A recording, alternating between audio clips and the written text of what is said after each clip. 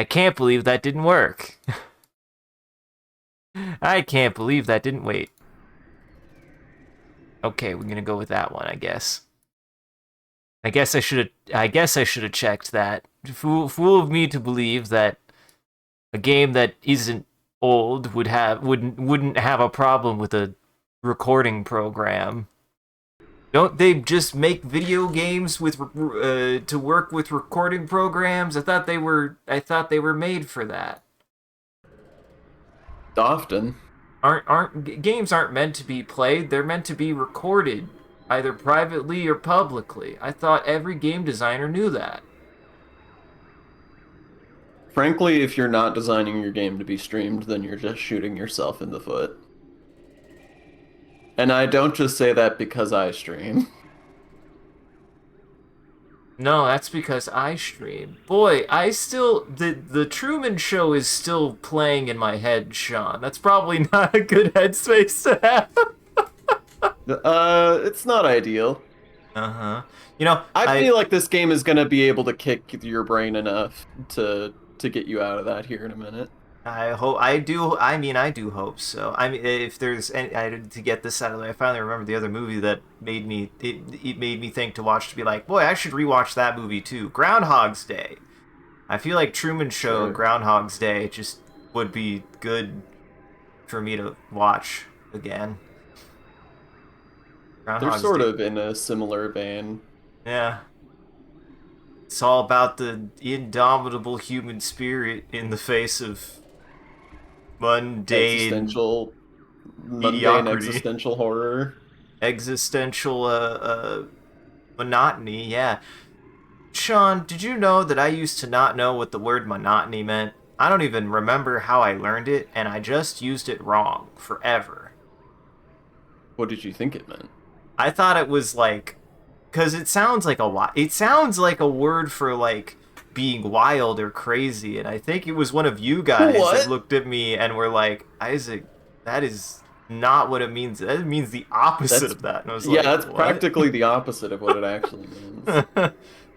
I used to say I was monotonous all the time when I was feeling manic. That's so weird. I don't know where you would have possibly picked that up from. Well, welcome to the stream, everyone. I'm your host, Isaac MCCanary, and I get the impression that this game is definitely monotonous. Introduce yourself. Hi, my name is Sean, also known as the Talking Skull, he, him, and I'm excited to finally put Isaac through this game. It's I'm great. too. I'm gonna do my best to refrain from gushing about it all the time as we're playing and just sort of let it land under its own thunder, but I really like this game. I mean, I've heard you mention it a lot. I feel like we've been on a sci-fi kick anyways, and it would be good, I think, I need as much sci-fi BS as I can jam inside of my eye holes and directly into the cerebellum, so that way I can digest the information and poop out something. Well, That's the I goal, would compare baby. this to The Martian and Scavenger's Reign, so you're in for something. I really like both of those. I should probably rewatch. I rewatched Wake Up. I rewatched uh I rewatched Interstellar. I should rewatch The Martian. It's been a while. It's been a Martian while. It's a is a good one. masterpiece. Uh-huh. Yeah, but when are we gonna watch Red Planet? When are we gonna watch Mars? I don't remember the other one. There was a period when Mars movie horror thrillers were a thing, and they apparently were all bad. They were apparently all not very good. Warning! This game deals with mature subjects. It may not be suitable for all players. Please see our content warnings in the system menu for details. So how do we turn on Christian mode? How do we make sure that this is Christian Minecraft safe? I don't think this is saying go check out all the things you can turn off. I think it's saying go check all the things that you might not want to play this game if you're squeamish about. I mean, to be fair, actually, that was a bit, guys. That's a bit. I think this is actually a really cool feature, especially for stuff like this, because I do think, like, I do think that it is probably for the better to be like, hey, if something is gonna make you yucky, we still want you to play our game, and we designed the game so that way you can enjoy it and not have to see the parts that will make you barf. Which I think Sure. that's good. That's a cool thing. Yeah. I mean, I'm a fan of any accessibility that can be added in any game. Yeah. Now I see that I like this weird shifting perspective. I like this. You wake to chaos, a confusion of light and heat and smoke. Fire. Your head is pounding. You must have hit it and blacked out. But you weren't sure how you got here. What on what on John, how would say that again? Sorry, I was speaking. Vertumna. Vertumna. What on Vertumna is happening? There's something important you need to remember. Your stomach lurches as the floor crumbles beneath your feet, then collapses. Your body aches. Your eyes burn from the smoke. A figure appears through the flames. It's your friend. Your friend? Wait. Why can't you remember her name? She's gesturing and shouting at you, but all you can hear is a ringing in your ears. Just get out of the fire. You try to stand up.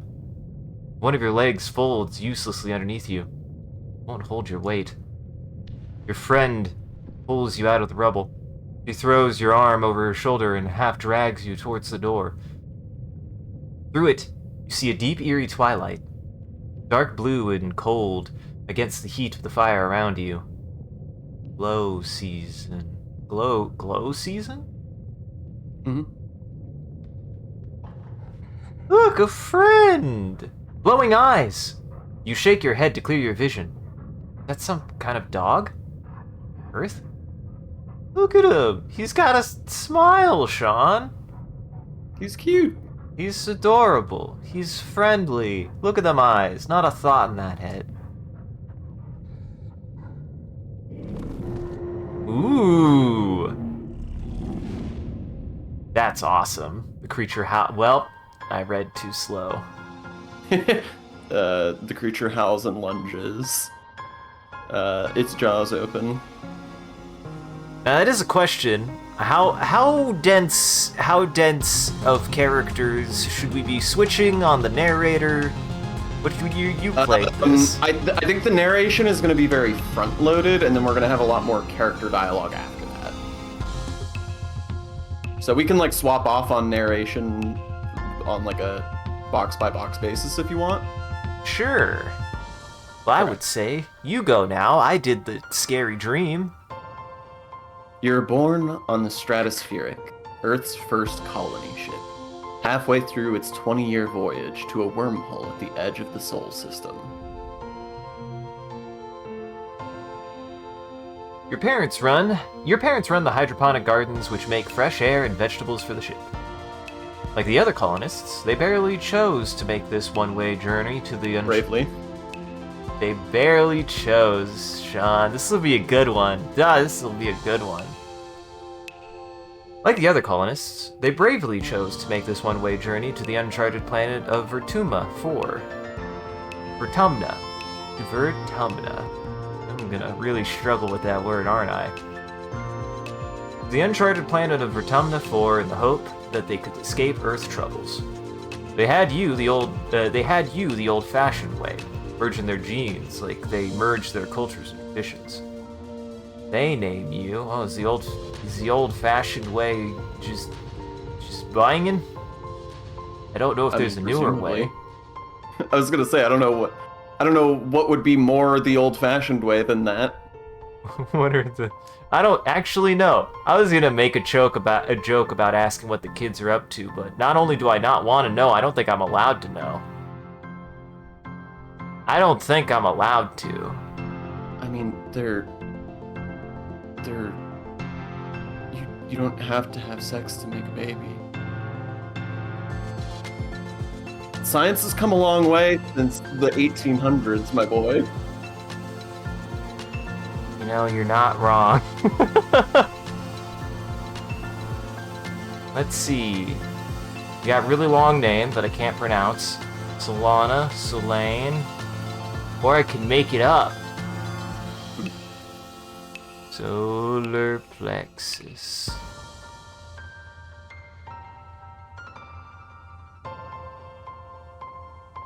Can't tell if this is the silence of judgment, or apathy, or ennui. I've just decided that my move in these situations is to not feed the troll, and you'll eventually just decide whatever you're gonna decide, and it's out of my hands. Okay. I couldn't have stopped it if I wanted to. You're a bright-eyed child with an active imagination. Sometimes too active, your mom says. Say use the slider. Oh, there we go. Nope, that's not what I thought. Oh, that's nice. Wait. Oh, holy shit. Holy shit. Wait, are these by Just phrase? Leave this. Just leave this. Oh, but Sean. Just exit this. But Sean, I could be Bubba. I could be Just Bubba. exit this, please. I'll do just this one. Just this one. Give me this one. I'll do this one. I'm sorry.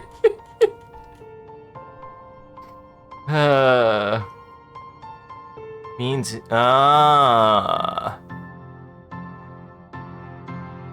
do they now? There. That seems right. That seems good for me. Hello, Comfy. Oh my god. Okay, this is a lot more. This is a lot more than I expected. You have vivid dreams of things This is a you've Princess never Maker game. I think it's been a long time since I gave you like the full pitch on what this game is. This is a Princess Maker game. Well, fuck. I didn't realize. I didn't. Okay, I guess I gotta design me. Fuck. I didn't think it was gonna think this. I was just expecting kind of a VN, but then I looked at the controls and saw that you could like move around and shit. And I was like, oh, this is not a VN, I guess. My bad.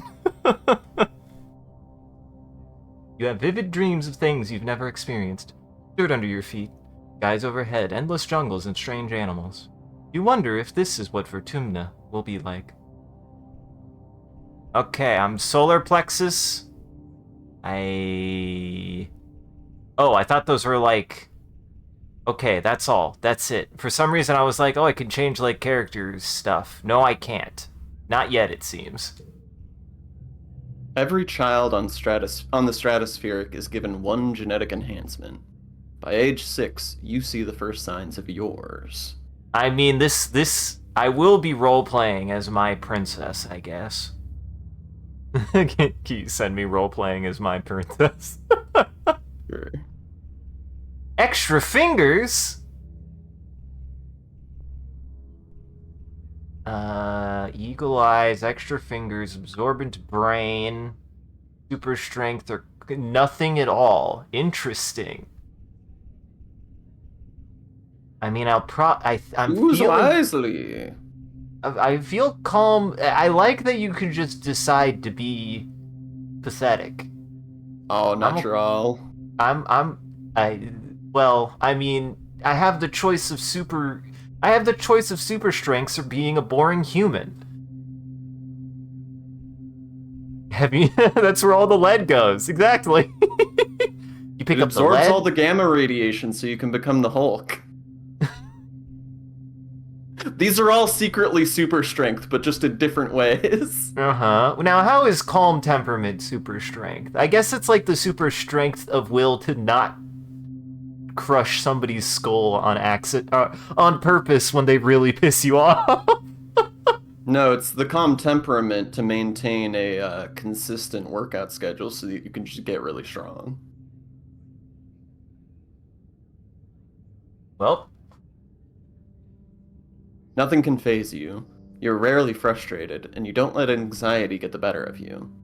You brush insults aside, always play nice, and never have to be told that sharing is caring. I never do. I never do. Whether it's because I share or not, I'll never say, but I never do. Especially nice to my friend. We've got energetic and loyal Anemone, tough and gentle Call, bold and confident Mars, quiet and adventurous Dice, studious and mature Tangent, and shy and sweet Tammy. 50-50, 50-50. I want Mars bars or Diaz? I do love that these two are your two that you're debating between, for Listen, reasons that will become clear later. I'm not. Listen, I'm looking for the kind of compliment of like you're looking for the bounce back, right? Like if I am being the cool collected one, I need somebody who's gonna drive me insane. Wouldn't that be energetic and loyal Anemone then? That's a fair point. I didn't consider that.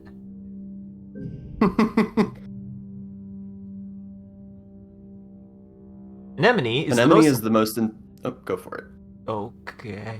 Anemone is the most enthusiastic person you know. Your favorite memory is the time she taught you how to play zero-G sports ball after class. Dude, we learned space basketball? Hell yeah. We learned space soccer. Actually, we just played that game from Ender's Game. There's no ball in that game. Yeah, but the enemy gate is down. Oh, darn, I did miss the D's nuts joke. Fuck. She never means to get you into trouble, but somehow you always seem to find it together. That's not right. Never mind. Listen, I'm the kind of person who, even when they're given the option to look at their options, decides, no, I think I chose correctly. Mm-hmm. You're 10 years old when the ship finally reaches the wormhole. Professor Howe says it's like a doorway to other star systems, with the planet Vertumna 4 on the other side. You run emergency drills for months to prepare. When the day finally comes, it starts with a rumble. Then things start to slide off the table. You hurry to gather near the escape pods, just in case. The emergency area is crowded with families. It's going to be fine, Solar Plexus, your dad soothes. We'll be through the wormhole and down on the planet before you know it, just like we practiced. Your mom gives him a sharp, worried look. Red emergency lights switch on as a siren begins to sound somewhere distant in the ship. You try to breathe slowly like you were taught. You're very scared. You look out a porthole. Stars are gone. When you're frightened, you...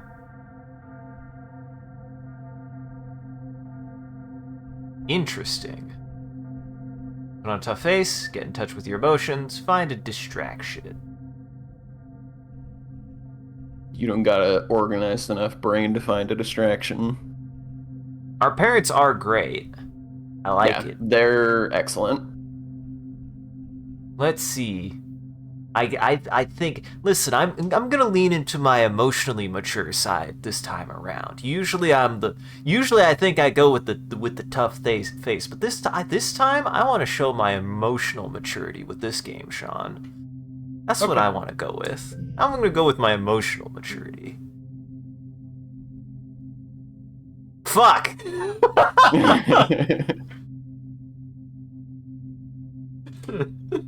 Oh no, they're calling me out.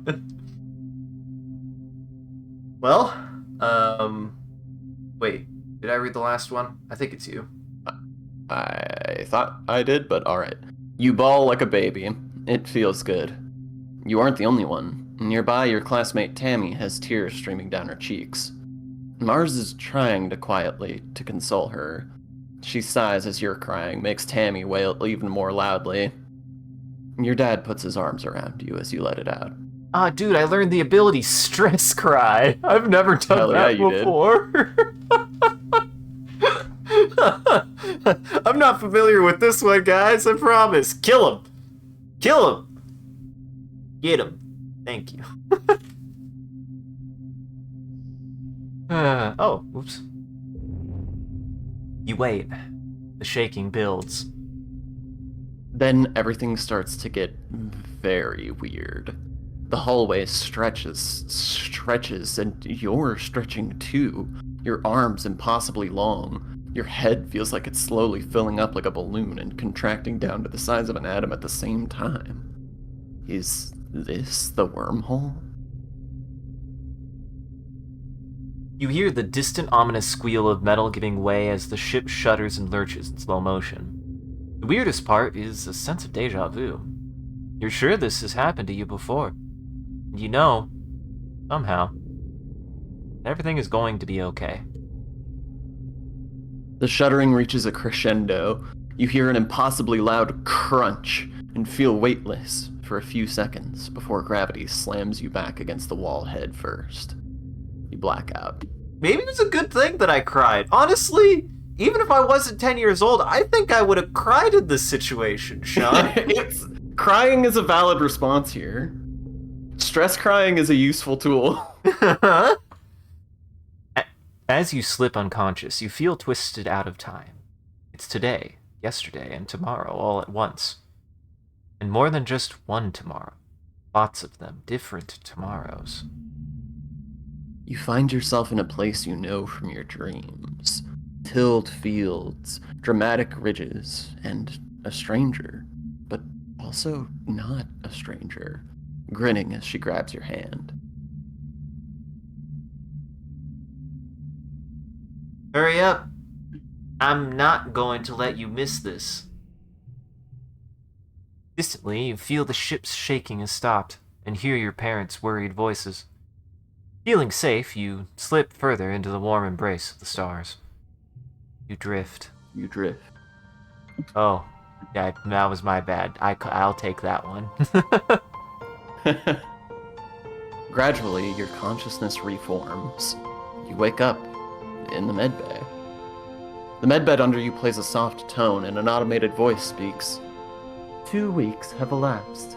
The patient's cranial injury has completed healing. They may now be safely discharged. Woo! You know this is a good game when you start off with brain damage. Hell yeah! Scramble those brains. One of my favorite games, you start off with minor, major brain damage. I do really like Portal 2. Sure. And I guess maybe also Portal 1? It's never certain with Shell. She's a special lady. It says, I think, a lot about the game industry that I wasn't sure which game you meant. Because I was like, my first thought was New Vegas? Yeah, you do start off with brain damage in that game too, and it's quite good. I do recommend we play through that game sometime. I want to finish it. It's quite good. No, it's fine. We probably should have been seated, actually. Probably. A seatbelt might have helped. As the fog lifts from your head, you realize something seems different about this room. It's so bright. Try to focus on the window. Something is definitely different. Sunlight, trees, ground? Ground? What is ground? Instead of the familiar blackness of space, bright light from twin blue and yellow suns is streaming through the windows. You peer out and see fields, glass-walled domes, and walls ringed by giant mushroom-like trees.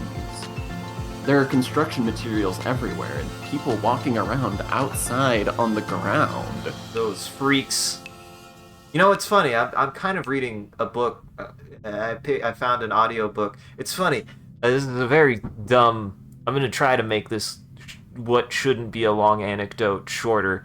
I was trying to find some material to put on while I'm writing, and I've heard of 2 books recently, The Black Cloud and Deepness in the Sky, and I just can't find audiobooks for them. And in an effort to do so, I found an Isaac Asimov book instead that I'm just listening to now, titled The Naked Sun, which it's pretty good. It's interesting. It's It's a space noir. It's very weird, but it has some stuff like this that I think is kind of neat.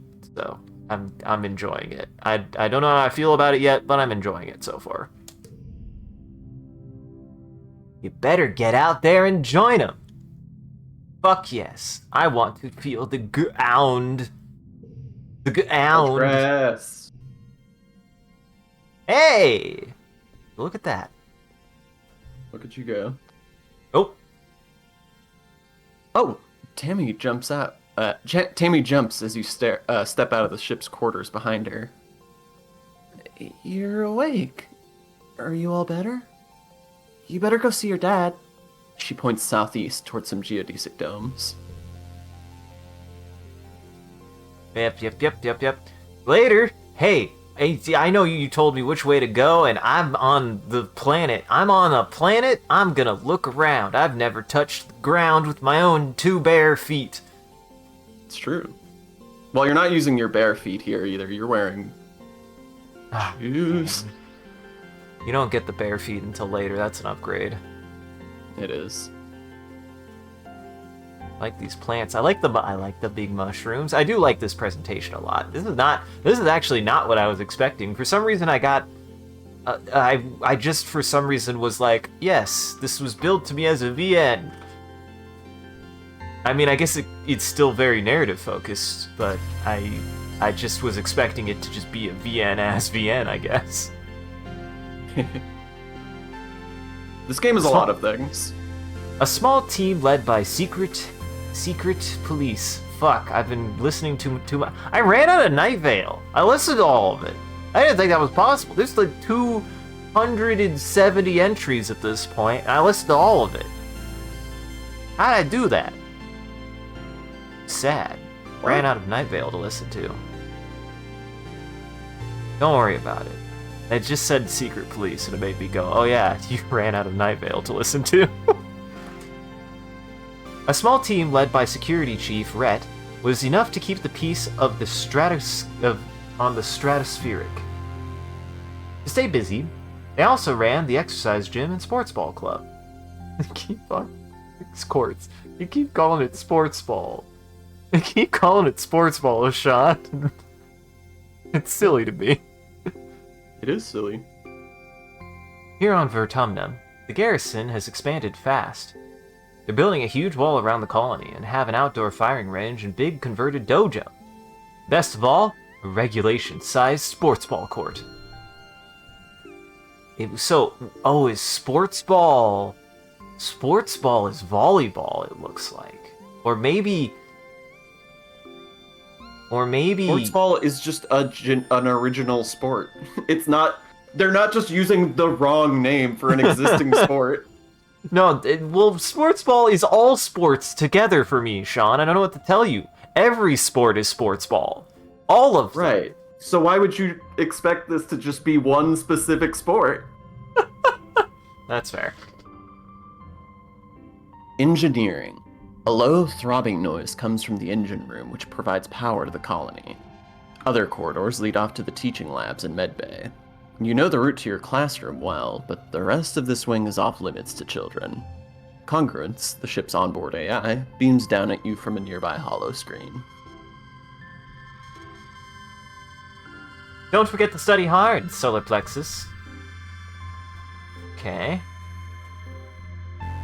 Child, how are you adjusting to this climate?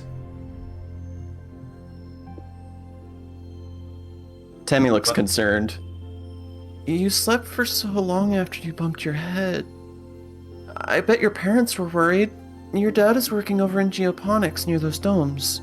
They're called greenhouses. Something about her hair makes me think of ice cream, and I don't know. Ice cream or like candy? I don't know why. That's literally perfect. That is the perfect thing to think of. Okay, then they did it good. That's good. That's good character design.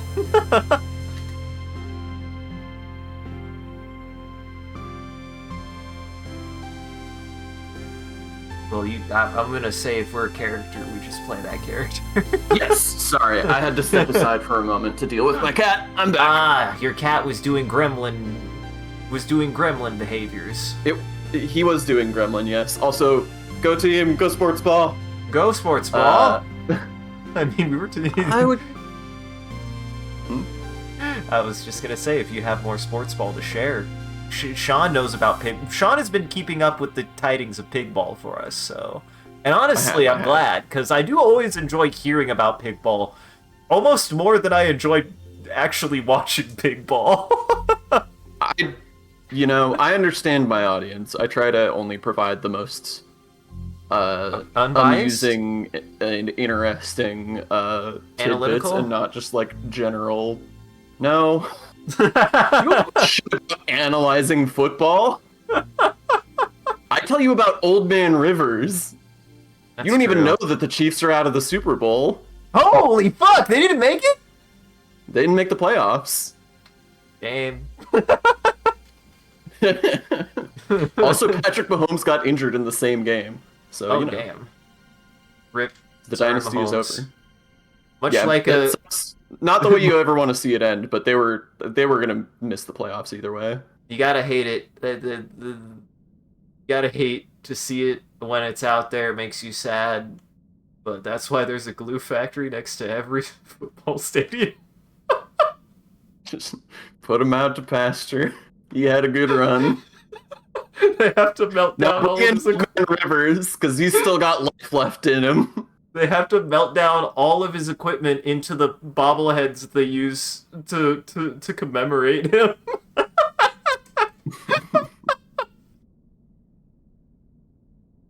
Okay, now you can I would read go your with you, lines. but well, this is as far as I've been from the ship since we landed. Tammy stammers, blushing. It's scary outside. I don't know, it's pretty to me. I like all the colors. I love some good pastels. The art in this game is wonderful. This game gets my art vibe. Command is a warren of long hallways with doors off to tiny, nondescript offices. Everyone you pass seems to be hurrying off to something important. The end of one hallway opens into the supply depot, which works as both requisition office and general store. Beyond it are cavernous warehouses stacked high with supplies from Earth, now being gradually unpacked and distributed. View the notice board. Colony food shortfall, negative 100%. Low.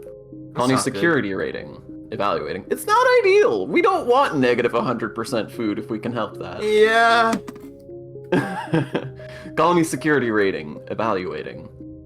Upcoming event. We will be hosting our first annual Vertumnalia Festival during the second month of Dust. Notice. Chief Administrator Seek. Notice. Take precaution outside the colony boundaries. Xeno have been sighted in the area. Survey teams are investigating. Chief Surveyor Tonin. Not the aliens. Current council administration. Governor Edith, Mand, Chief Administrator Seek, Uticott. Is that what it is? I thought it was French.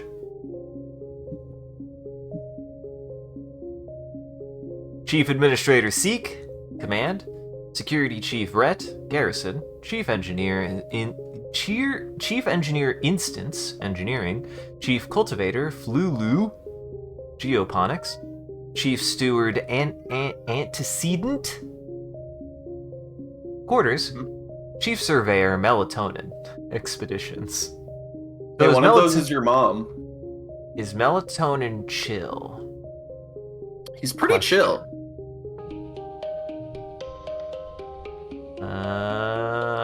Is that it? Yes.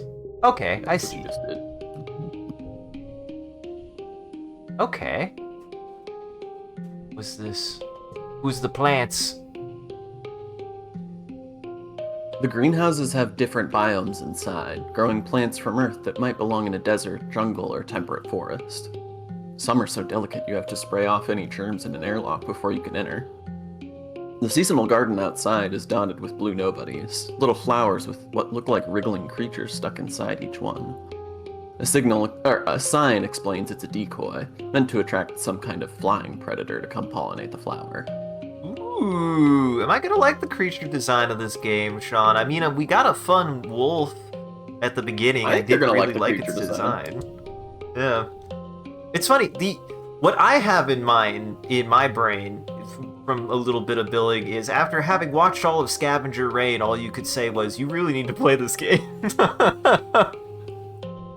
Yeah, I mean, this game, this is what I said about this game after watching Scavenger's Reign. This game is like Scavenger's Reign if everybody all landed together.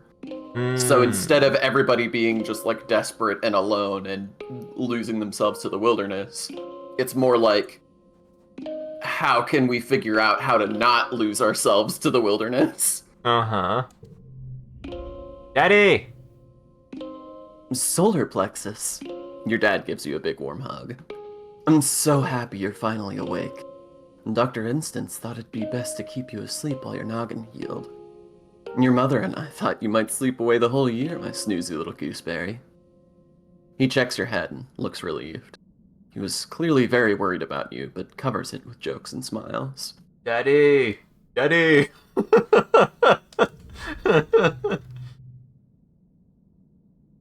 Welcome to Vertumna, he says, gesturing around you. You've never seen the stratospheric from the outside, except in pictures. The ship has been separated in two, and parts taken off to form other buildings in a big wall around the colony. The alien jungle creeps right up to the wall. Only the geodesic greenhouses pass outside it, dotting their way up the hill. How'd you do this so fast? You've been asleep for weeks, A sweep? my dear aubergine. You've been asleep for weeks, you little baby. I did cry like a little baby. Yeah, you're right. Don't make me cry. Don't make me stress cry, Dad. You've been asleep for weeks, my dear aubergine, he says. And these geodesic greenhouses practically put themselves up. But some of this is only a quick, temporary solution, he admits. We'll keep growing and improving things. One day, our little colony will be as big as a whole city.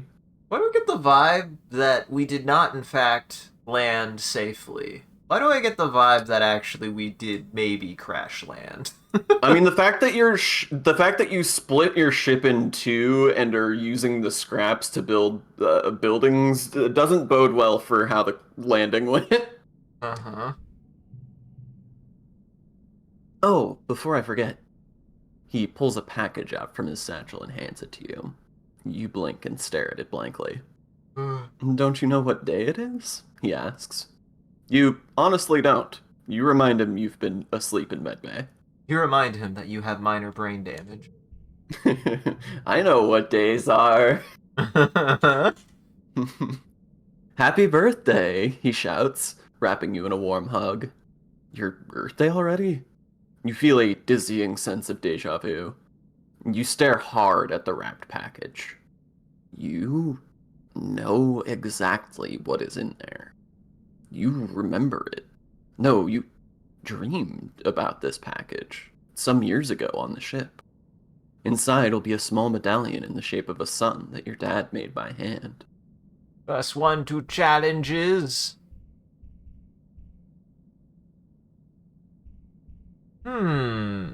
That feels ominous. You describe the medallion, and your dad tisks as he hands you the package.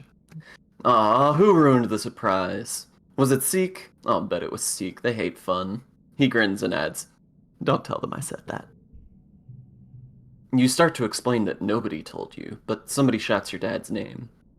Listen, I'm so sorry, Solar Plexus, but I have to get back to work. There was an accident when we landed, and he stops himself. You know what? Don't worry. We're gonna fix it, your mother and I. That only happens more as you get older, and then every year you get a just an ennui meter ticks up. That's what I'm convinced. You're reminded that it's your birthday, and then that meter goes up a little bit, and you just get a little bit more forlorn. Every year you are less and less excited about getting older, and more disappointed and not being as young anymore. See, the brain word that I pulled was desperate. desperate. I mean, I won't say you're wrong. Professor Hal's expecting you in classes, if you're feeling up to it. Your dad says, pointing west to the engineering wing in the rear end of the bisected ship. Then he points to the large doors you came out of earlier. Or you can relax in the quarters if you're feeling better, or until you're feeling better. We'll talk later tonight, he says, then kisses the top of your head and ruffles your hair. Have a wonderful birthday, Solar Plexus. I love you. I love you too, Dad. Give him a thumbs up. I love you, Father. Don't be mean to Dad. I love you, Father. 100 buildings. There are 13 months a year, and 10 years to the end of the game. You only have time to focus on a few things. Okay. Hey, wait a second. This is just... Fuck. This is just... Why'd my brain really fucking... You short-circuited. Yeah, there for a second. I don't know why. Wait a second. This is just Tokimeki. My best friend. Hiya, Solar Plexus. Anemone seems really at home here. She's rolling a sports ball around her foot, making patterns in the weird blue snow. This stuff is different from snow on Earth, she tells you. Cause it isn't cold. But it's still neat. You can make stuff out of it. Your foggy head clears a little. Anemone is simple, physical, real. Maybe she's simple. She is simple. You always feel grounded near her. What are you making? Just snow spirals, she says. But earlier, me and Cal made a big snow pal. You missed it while you were sleeping in Med Bay. She smiles her broad gaps to smile at you. Now that you're awake, we can play! She smacks her forehead. School! I wondered where everybody else was. I guess I'm gonna be late for humanities class. Doesn't look very worried to you. It's okay. This stuff is different from snow on Earth. It's definitely 100% safe to eat and breathe and touch, and don't worry about it. Definitely an anemone has eaten at least 3 fistfuls already to make sure it was edible. Oh yeah. It's okay, she says. Professor Hal is chill. He won't mind. But we should probably go now.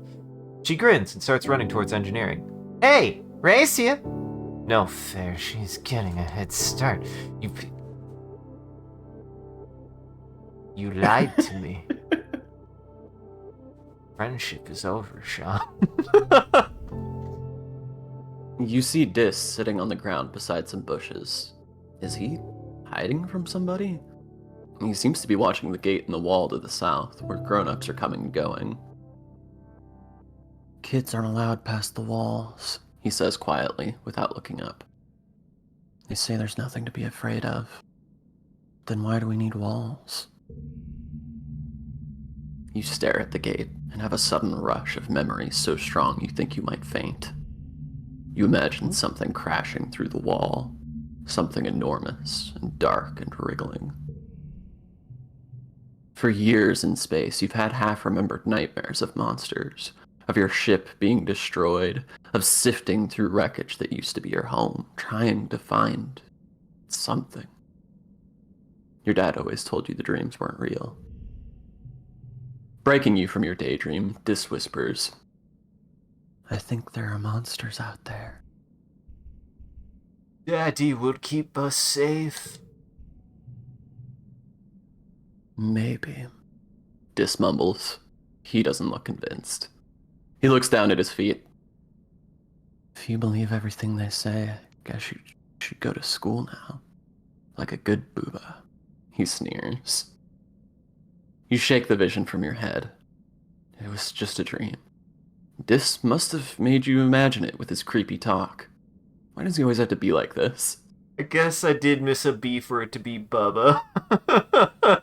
Yeah, it's Booba, and Fuck. You play stupid games, win stupid prizes. Well, I hope it's funny. I don't know how English works, Sean. I'm sorry. I just Now you're don't. booba. Now I'm a good little booba. Now all of chat has to go watch Booba as research, and it's your fault. What? Oh wait, this is command. I thought this was where I go. Engineering. Depends if you're going home or if you're going to class. Was this way. A low throbbing noise comes from the engine room, which provides power to the colony. Other corridors lead off to the teaching labs and medbay. You know the route to your classroom well. The rest of the wing is off limits to children. Oh, okay, so I did read that. We study life sciences, and we gain stress. We study humanity. Interesting that you could get slightly more humanities than life sciences. It's true. Oh, I see. But to study the people. Welcome, Solar Plexus. Professor Hal greets you.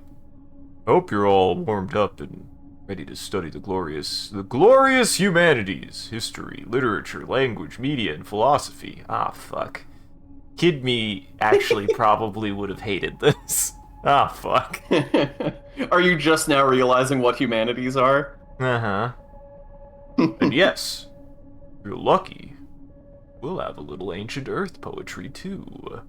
Oh god, he's gonna make us read the Canterbury Tales. Not a fan. I don't know. I don't remember if I read the Canterbury Tales. But maybe he'll make you read the Iliad. But the Odyssey's where it's at, Sean. The Iliad's boring. Wow. I'm gonna tell George you said that. Wait, who's George? Super Bunny Hop. Oh, yeah. I guess I was listening. He didn't finish it, though, so I lost interest.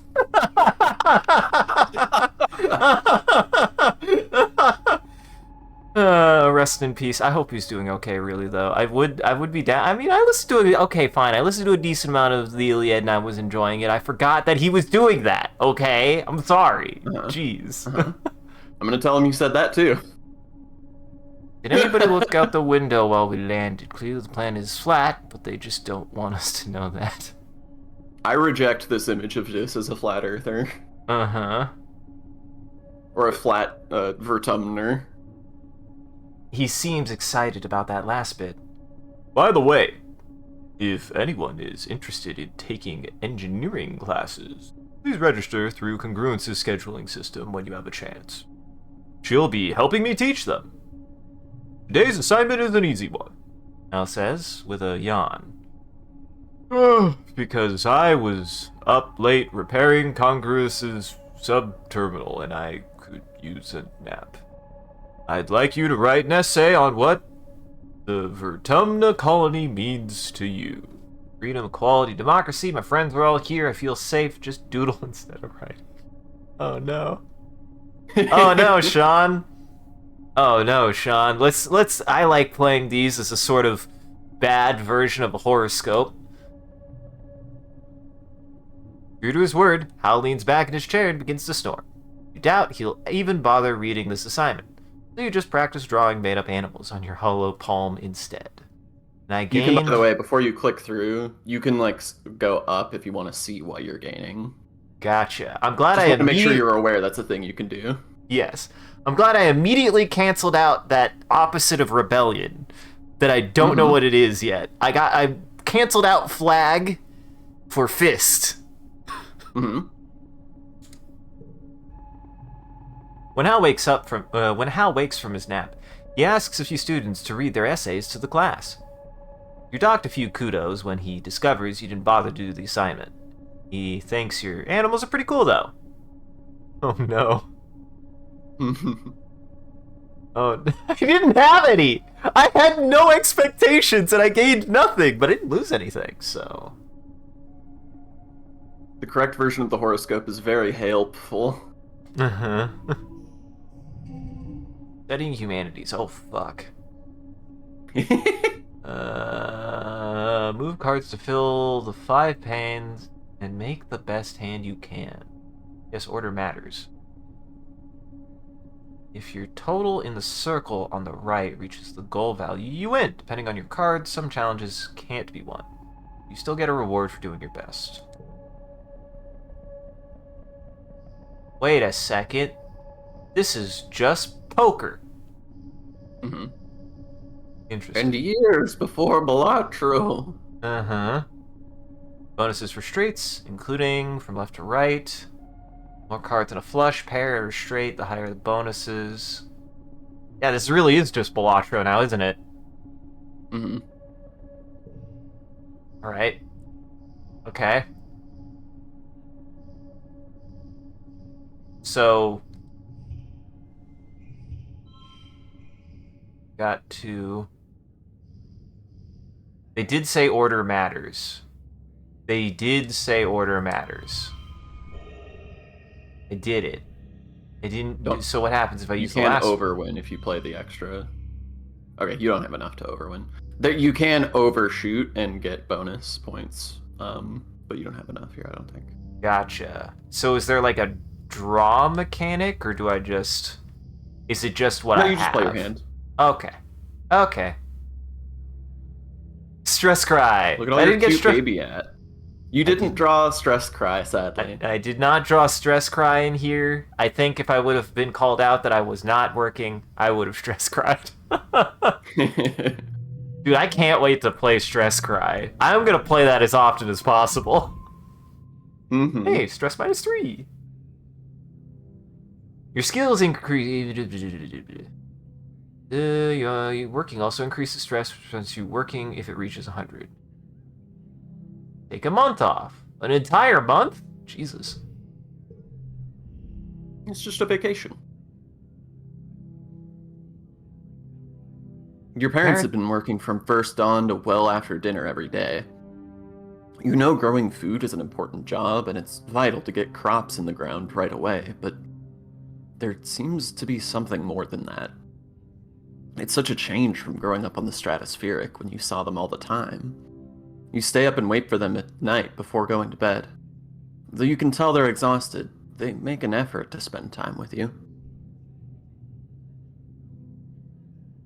I'm sorry we haven't seen much of you, little gooseberry, your dad says. Your mom watches you as she works a pebble out of her gardening tiller, which also serves as a crutch. Now the question is, do you think this is the dad or the mom? Let's just say it's the mom. Give mom a voice. How have you been holding up? School is boring. School is boring. I didn't do shit. Fuck yes. Dude, I like that. I was like, I'm gonna lean into my emotional maturity. Emotionally mature rebellion. Your mom gives you a look. Solar plexus. Not just a look. Gives you the look. My bad. Solar plexus. Things are different now that we've landed. You won't be a kid for much longer. You have to start thinking about the future. And that future starts with a good education. Your dad has a more sympathetic smile. You just have to find a subject you like. And you know, Professor Howell will give you kudos if you get good grades. You can spend those at the depot once it's open. You like how I was like, I'm gonna choose this, and then I gained empathy, and then I did the thing that leaned into my character and immediately sabotaged myself? Dude, this playthrough is gonna go great. It's off to a rip-roaring start. You know, says your dad, raising an eyebrow at your mom, I think there are lots of different ways to learn, and school is just one of them. You can learn from working on a hobby, or by helping a friend. Your mom shakes her head and sighs, though you can tell she's trying to put on a gentle expression. We both agree that this colony is an experiment, and that means we're going to do things differently than on Earth. You're old enough now to start making your own decisions about your education and future. But if that means you find your own way, we'll accept that. Your dad puts a hand on your shoulder.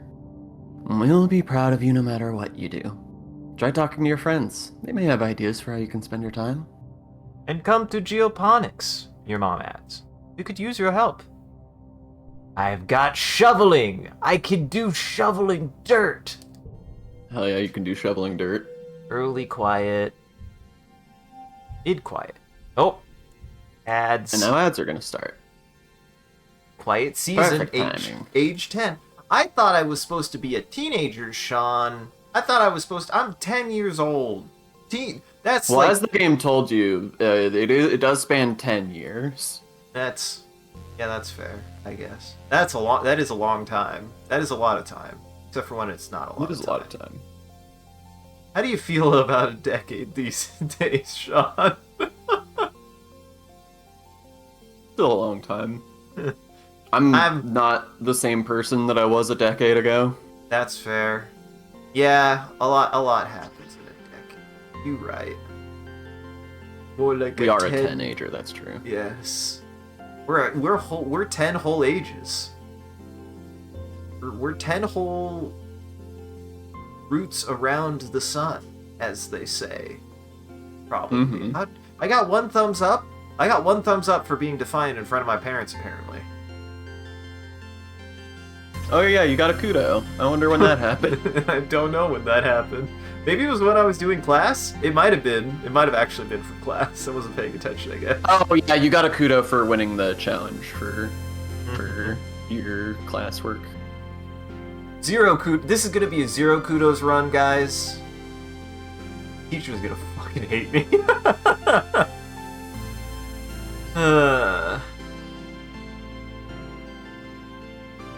Well, guys, I want to talk about one of the things we've seen, but actually I'm going to say, if you guys want to hear us talk about a thing that we saw recently, you guys should stay tuned for Christmas. I still don't quite know what we're going to do for Christmas, but we're going to talk about some shit during Christmas. Boy. I still can't believe that movie we fucking watched. It was way better than I thought it was going to be. I'll admit. It was a treat and a treasure. It surely was. A decade ago. But we also watched The Truman Show. A decade ago, I disliked a lot of normal people and decided to do very hard math in high school for no reason. Ain't that just the way in school where you're just like, I don't know, I have to do something. I guess I'll do this.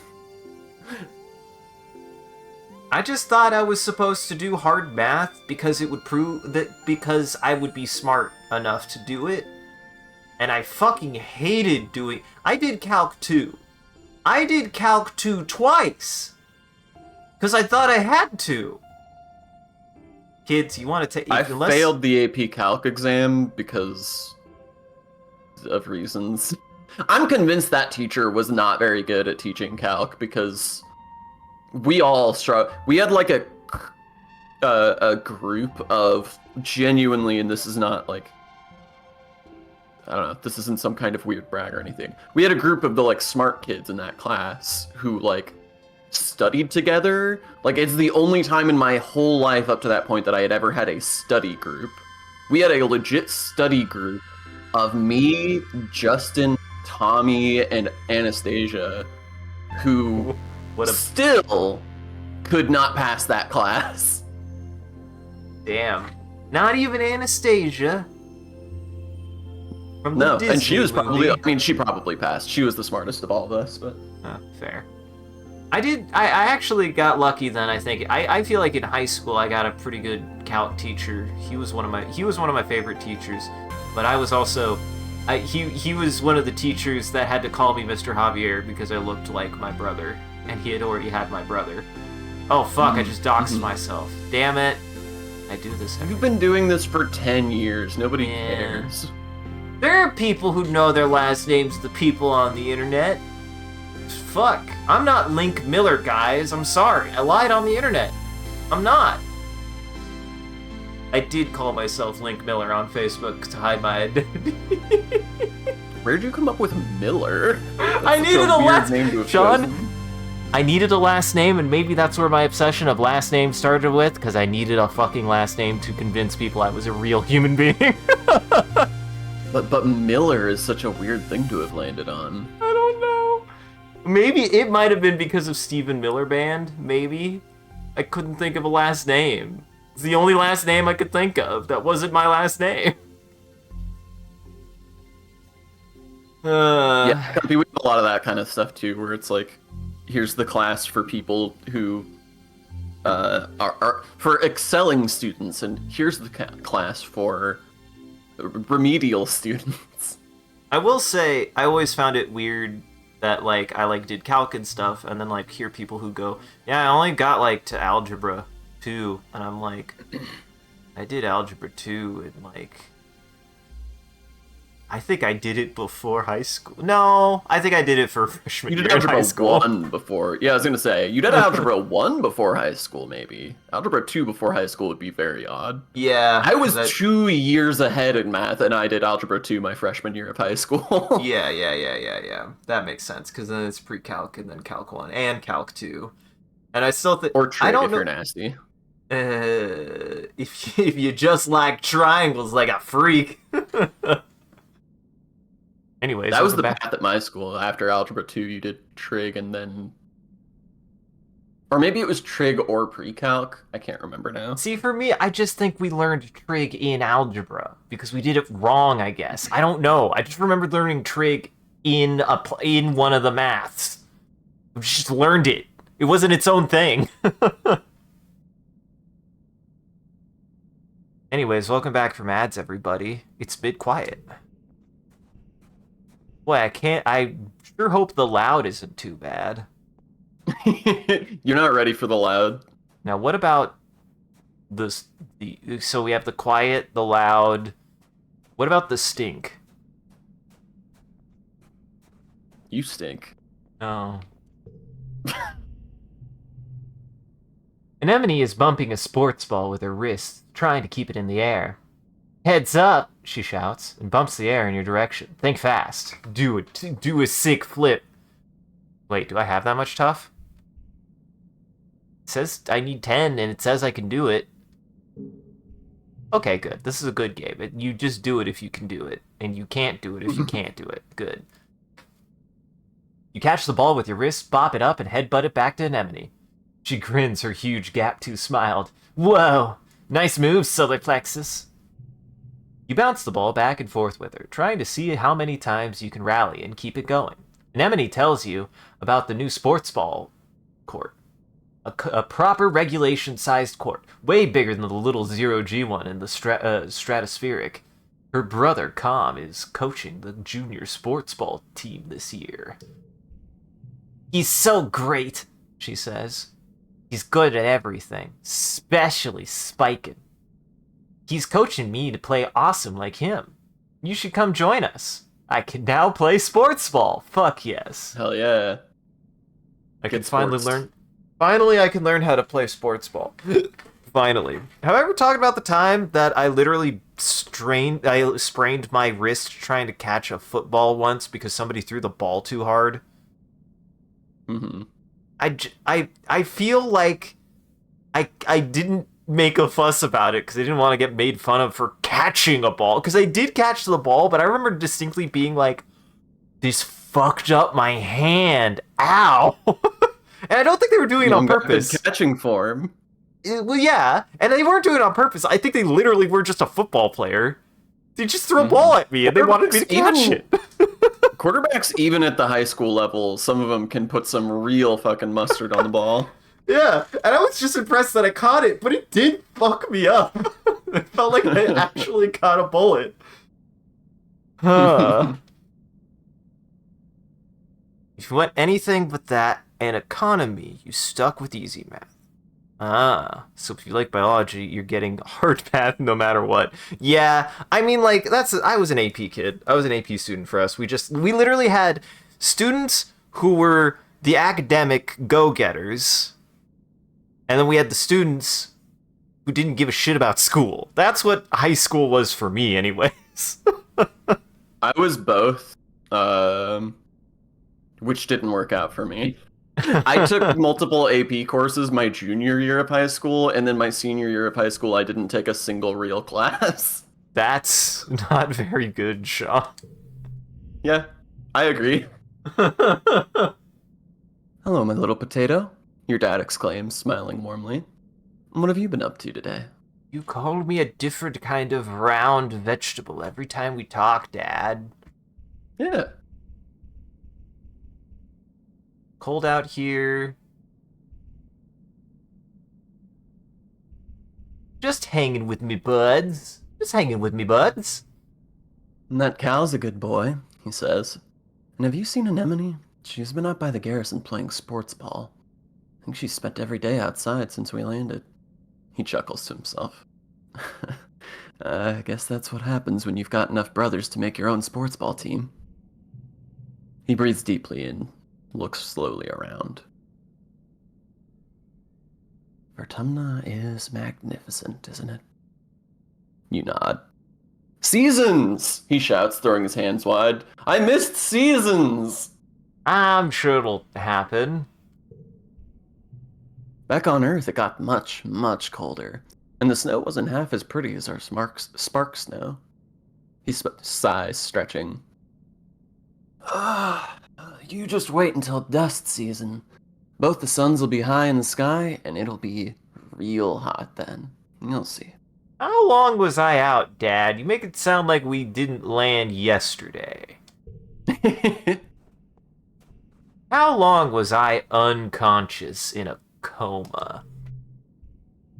You find your mom hard at work setting up the greenhouses with a small construction crew. You've seen these plans pinned to the wall of your family's quarters for years now. These geodesic domes will house the more delicate plants from Earth. Spinach, tomatoes, maybe even fruit. One of those is fruit! I'm sorry. She takes a swing. You're 10. You're 10 and you have a biology score of 0. And I probably hate tomatoes. I don't think I ever hated tomatoes. I think I like tomatoes. I know it's like I had my picky period of my life, but I don't think I ever hated tomatoes. She takes a swig from a canteen as you approach. Looking for something to do? She asks. Remember, solar plexus. You're responsible for your own schedule now that we've landed. You can decide how to spend your time, so long as it's productive. She points towards engineering wing, the back half of the stratospheric's severed frame. Professor Hall is still expecting you in class. But a well-rounded education includes practical application. You're old enough to help with the work around here. She claps her hand over your shoulder. I've got another minute. Anything you need to know? Oh god, my mom is the tutorial! Wait a second, this is tutorial! This isn't tutorials. It's questions. Oh, you know how I hate questions in video games, Sean. I don't know. I feel like I gained a little bit of an aversion to questions in games, but I think sometimes I feel like I don't need to ask every question. Sure. Like I used to. You ask the questions that you're interested in. Yeah. Also, I'm sorry that tomatoes hurt you. That's unfortunate. They're in a lot of things. Well, yeah, a lot of very good things, too. Are you saying you can't have generic red Italian red soup sauce? For shame. You can't drown in the Manara? Manara? The Maranarar. Uh-huh. What's the garrison? What can I do in the quarters? What's happening in engineering? What are you doing in geoponics? What's going on in command? I think Seek said they need someone to deliver supplies from the depot. They're also setting up a shop there, if you've got some kudos to spend. And, of course, that's where Captain Uticott. That's really hard for me to... I don't know that word. That's where Captain Uticott, I mean, Governor Uticott works. But you shouldn't bother her. She's a busy woman, and she doesn't have your mother's patience with children. With kids. You try not to giggle. Your mom isn't usually known for her patience. Apparently, it's not an allergy thing. It's just an acidic mouth hurty thing. Oh. The acidity, I've never thought of that. Because yes, there is an acidic element to a tomato. Dang. That does actually really suck. I'm so sorry to hear that. Man, a lemon would destroy you. I know your weakness now. You're like a vampire. A vampire for citrusy food items. Interesting. What's happening in engineering? Paul's teaching classes on life science, engineering, and humanities. If you pass all of your tests, maybe he'll let you work there in a few years. Your father thinks you're old enough that school is optional. I don't agree. I'll be honest with you, she says, gesturing to the field. We do need every pair of hands we can get. If you want to work with me here in geoponics, I'd suggest studying life sciences. You don't have a good grasp of biology and ecology. I'm going to stick you on shovel duty. But what if I like shovel duty, Sean? What if I enjoy shovel duty? I mean, you can do shovel duty if you want to do shovel duty. There's nothing stopping you. Oh. You're too young to leave the colony. It's dangerous. She shakes her head. Your father would be worried. There's so much we still don't know about the world out there. Let the adults find out. Then maybe you can join them in a few years, when you're older. She gives you a stern look. She isn't going to budge on this one. For now, stay inside the walls. I think that about covers my curiosity quota. Okay, bye. Kai, bye. Actually, wait. Give me shovel. Give me shovel. Eat dirt. Give me dirt. Oh boy. It's your first day in the glorious world of agricultural soil conveyance. Good morning, Solar Plexus. Looks like you're working for your old lady. Hope you don't expect me to go easy on you just because you're my kid. She walks you around the geoponics wing and points out where everything is. Your job is to move sod, compost, plant, garden waste, and equipment from one place to another. Get comfortable with this, she says, pushing a squeaky old-fashioned wheelbarrow towards you. Now, any questions before you start moving dirt? Don't we have machines for this? No. I want to move the dirt. When I move it again, why not use hydroponics? On the ship we grew most of our plants with their roots in the water. And it's true, it's more hygienic that way. Your mom replies. She brushes an insect off her arm, which lets out a loud squeak of objection. The insects aren't usually supposed to do that. But hydroponic systems use too much energy. Here, we have to grow as much as we can with the old-fashioned way. The construction crews already claimed all the hover lifts, he says, shrugging. But we'll break down in a few years anyway. Nope. But they'll break down in a few years anyway. And we don't have the materials to fix them. She grips your forearm. We're planetside now. Use your muscles. Nature's hydraulic pistons. I almost said prisons. Oh my god. Not my hydraulic prison. Shovel that dirt. That's my booba. Your mom says, slapping you on the back. You stumble a little. I gained the stress of working the earth. Your arms start to ache after the first hour of work, but you keep going. By the end of the month, you feel, oh my god, this is okay. I've just chosen what I did for the entire month. I understand now. By the end of the month, you feel utterly drained and exhausted, and good somehow. You can feel your muscles growing already. Shoveling dirt! Shovel that dirt. I shoveled so much dirt I cried! No! Uh-huh. Hell yeah! I did it. I beat its ass. Mm-hmm. And then an enemy came by sometime and helped, I guess. I cried. My mom was just like, "You asked for this," and I'm like, "I know, but the dirt is so heavy." I can't believe fragile baby bones. I can't believe I immediately got the best card I could to be entertained by. Why do I have on set of ennui already? Look at me in the top left. Why am I already so sad? You're stressed. Actually, how do I check how much stress I have? Oh, I see. Oh, I see. Yeah, I see now. I'm very stressed the fuck out. This week, you had a few more bouts of deja vu, remembering what somebody is about to say or do just before they do it.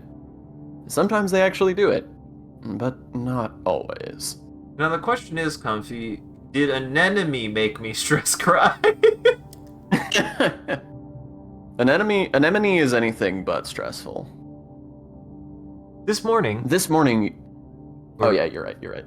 This morning, you were sure Professor Hall was going to trip on the uneven floor in the cafeteria and spill his plate of hash browns. You even told Mars to watch. He didn't, though.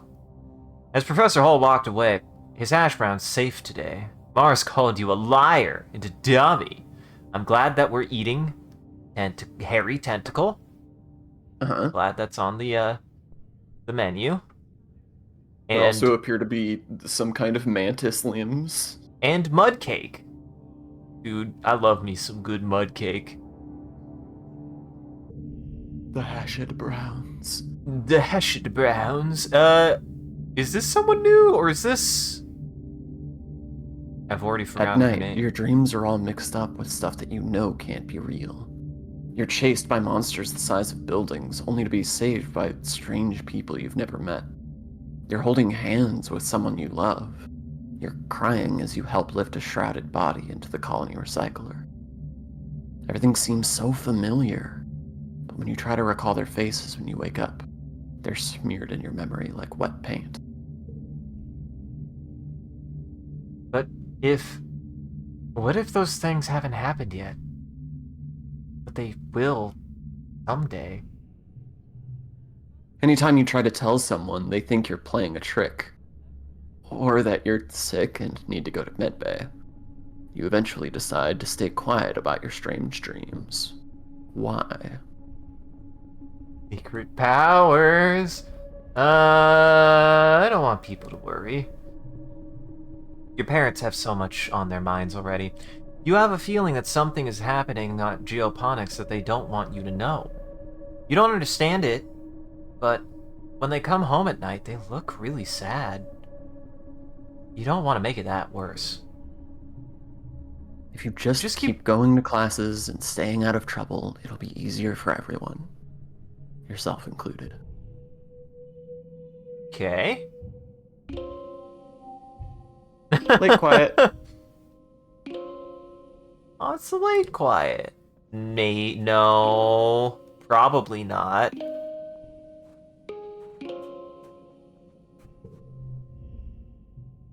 Dis is sitting on the ground just outside the gate, under the watchful eye of someone working in expeditions. We're just as stuck here as we were on the ship, he mumbles, but he doesn't say anything else after that. Can't dare him to eat the worm.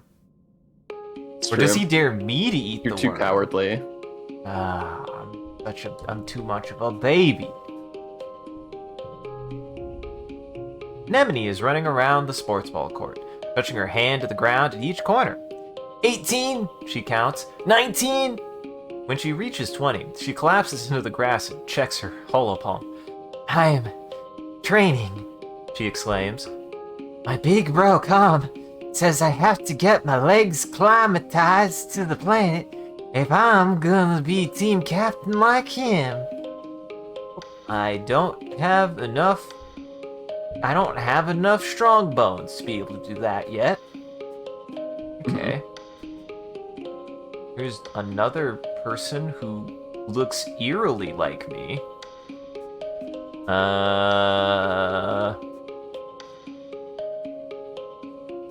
Which one would you rather be, Sean? I'll pitch it to you.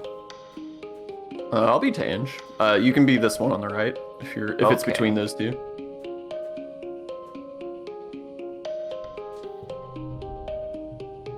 Ooh. Tangent is hunched over her hollow palm, frowning and poking angrily at the air. She speaks without looking up at you. Professor Hal wants us to prep a list of native flora with pictures. And there should be a catalog on the Colony Holonet. I can't find it anywhere. Tried looking outside, idiot. Make our own list. Haven't you tried looking outside?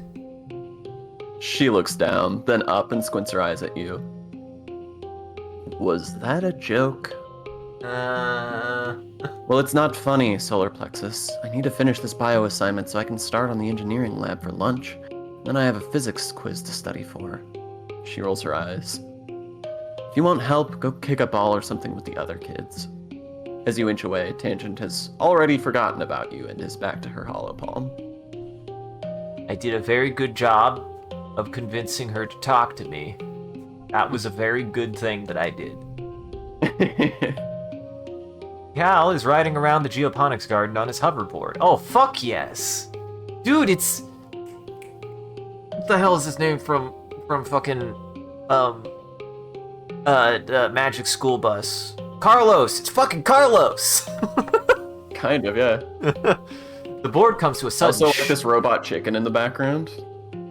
Oh yeah, I see him. He's adorable.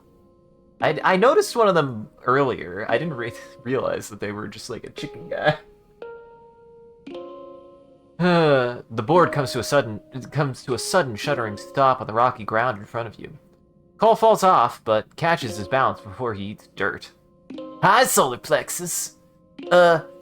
Real ground is way harder to hover on than ship floors. There are bumps everywhere. Yeah, that sucks. Oh, no way! I didn't mean like that, Cal exclaims. It's actually really cool. Hovering outside is rad. Look at this! He runs over to a small depression in a nearby hill and presents it like it's something amazing. Look at this! It's a skateboard! I want to try to ride the hoverboard. Sure, but, please be careful. Mom says if I break my hoverboard, we can't make another one. You take turns riding around the bowl, trying to get up enough speed going down one side to come back up the other. You don't land any tricks. Hard just staying on the board with this uneven ground, but it's still fun. Hell yeah. I've learned how to write the motherboard. Fuck. Motherboard? I do hate this voice you've given Cal. Wow. He's cool. He's super cool, Sean. That's the Carlos definitely gave him inside a of super me. cool voice. You see Tammy sitting quietly near the entrance to the lounge. You've known her for, well, your whole entire life. Back on the ship, you... Play with her where her study partner used to tease her. Used to play with her. Tammy had the best doll collection. After her mom died, her dad used all his nanoprinter creds to print her a different doll every month for a whole year. Her ears perk up when she sees you. Oh, hello, Solar Plexus, she says. Her voice is soft and dreamy, like a beam of starlight. Do you want to play dolls? I sure do.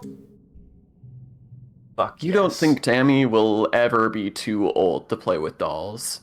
If anything, she has even more of them now. She takes you to her quarters and brings out the entire Spacey Stacy doll collection. A disturbingly realistic baby with real bowel movements, and two super fancy posable dolls named Lily and Tilly, who can be programmed to move on their own.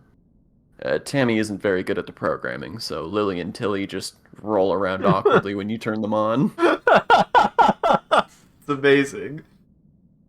You cover quickly by saying they must be breakdancing at a club. The two of you spend the afternoon making up stories of their rise to stardom as professional dancers. Just baby robot dolls rolling around on the floor, just making baby noises. All right, I'm a little stressed, so I'm going to. Rest month was. I'm guessing this. This is rest. This is Yes. living quarters. Relax in the lounge. Nice to take some time off to chill after all the stress of work, schoolwork, and work. I put those together. Not to mention the mental toll of just living on this unpredictable planet. Looks like you're not the only one who needs some downtime. Some of the other kids are also relaxing in the lounge. Mars and Diz, Cal and Tammy, sit alone. The hologram. Be an outcast. Don't talk to nobody. Get that phone addiction started early. I do get a card for it, though, which is fascinating. I will say, I'm not saying this is a thing that will happen here, but I will say in general, there are sometimes hidden rewards, even in paths that don't say they will give you a reward. Fair, but I do like that they tell you on some of them. Yes. Like, that's neat. They tell you most of the time. Uh-huh. Especially for stuff like this, where, like, I like that it doesn't tell you for these two, but this one it's like, but if you don't, you do still get something. Yeah, exactly. It's true. Dude, it's the conversation hole. It is the conversation hole. Fuck. Send me the conversation hole, but not for the reason that you might think. I might use it for the title too, but I actually need it for something else. Okay, that's ominous. Let's see. I think we've met Diz, but we haven't met Mars, and we've met. No, that was Tammy. You've met Cal and Tammy. Yes. Tammy is the one with the ice cream hair. Cal is the one with the hoverboard. Gotcha. Mars. We haven't met Mars yet. Gotcha. Okay, but you do stink. You hear Mars defend herself. It's not my fault that you can't tell. Maybe your nose stopped working, but the rest of us could smell it. She waves her hands in front of her nose and makes a PU gesture, then turns to you. He smells awful, right, Solar Plexus? Do the sniff test. Being a bully. No. Stop being so mean. Let's give him a sniff. Well, it's innocent smelling. Why would they be embarrassed? Make a show of sniffing the air around Diz as he stands uncomfortably still. His clothes are a little dirty, but he smells fine to you. Kind of faintly boyish, like leaves and grass. You tell this to Mars. Leaves and grass? Yes, she says, nodding. That's exactly what I meant. If you think that smells good, you're both hopeless. Uh-oh. Holy shit! Okay, that's good to know. Okay, I started at 50%. That's good. That's good teaching. I think the game did a good job teaching me. Okay, yeah. Yeah. Do you want to forget?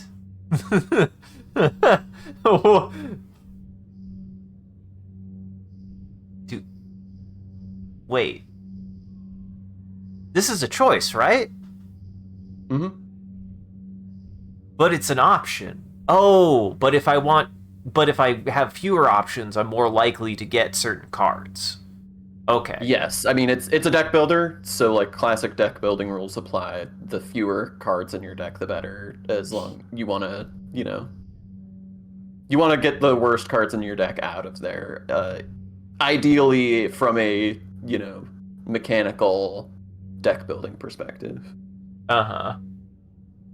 which I'm guessing I'll kind of understand. I'm guessing zeros are the worst, but I have 2 of them.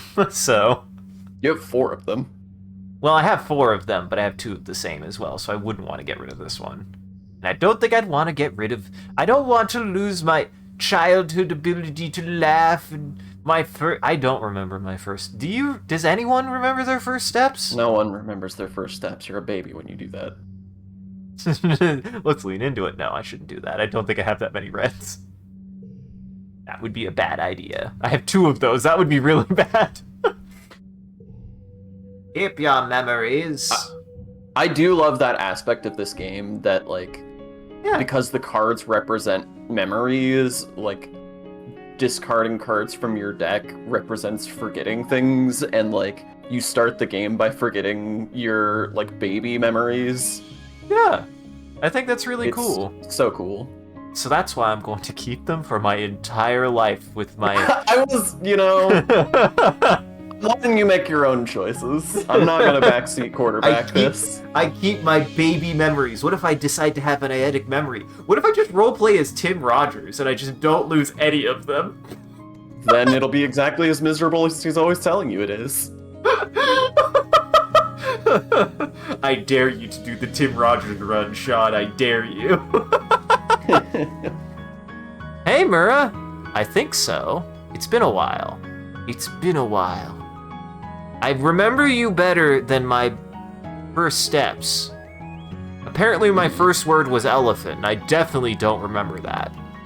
That's interesting. Yeah, I'm told it was elephant. Or at least I remember being told it was elephant. I guess I need to confirm it. I haven't in a while, but I remember being told my first word was elephant. That's an impressive word to pull off before you know any words. Yeah? Maybe it says a lot about me. Yes, it is. 'Tis I. I am the one that is the Isaac. The one to my left, which is the only other one here. Me, moving my head like a gyrating bowl of jelly. The one over there is Sean. Say hi, Sean. Hello. That's him. No one remembers their first steps. They're usually achieved around the year 1, and the memories still start around year 3. Exactly. I'm glad that it also lets you know whether or not you can engage with somebody based on stats, numbers you have. Mm-hmm. Look at how not stressed I am. Egg! You got an egg! Egg! Oh shit. You're the notice board! Oh, it's still the same.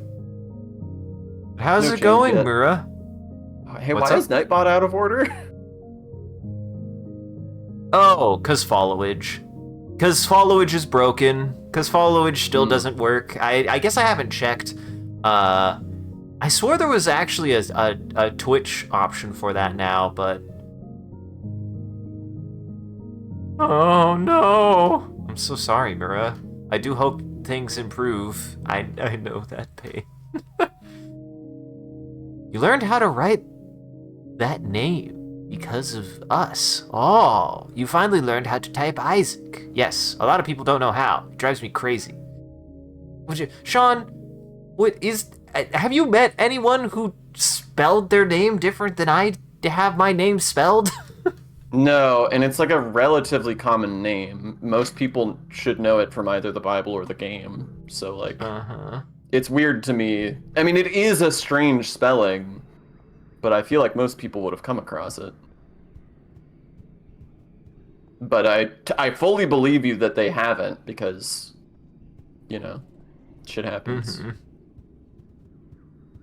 Let's train me brain. Well, actually, wait, before I do that.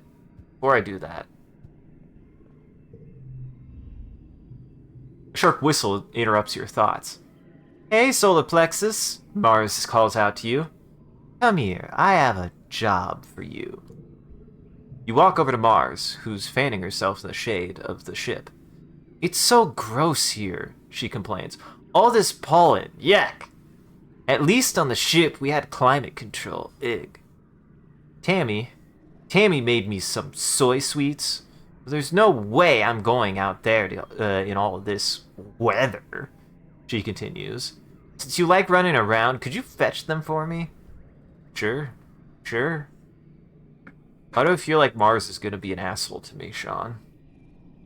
Is it because she's being an asshole to you right now? I'm just getting a vibe. She might be an asshole to me? I don't know.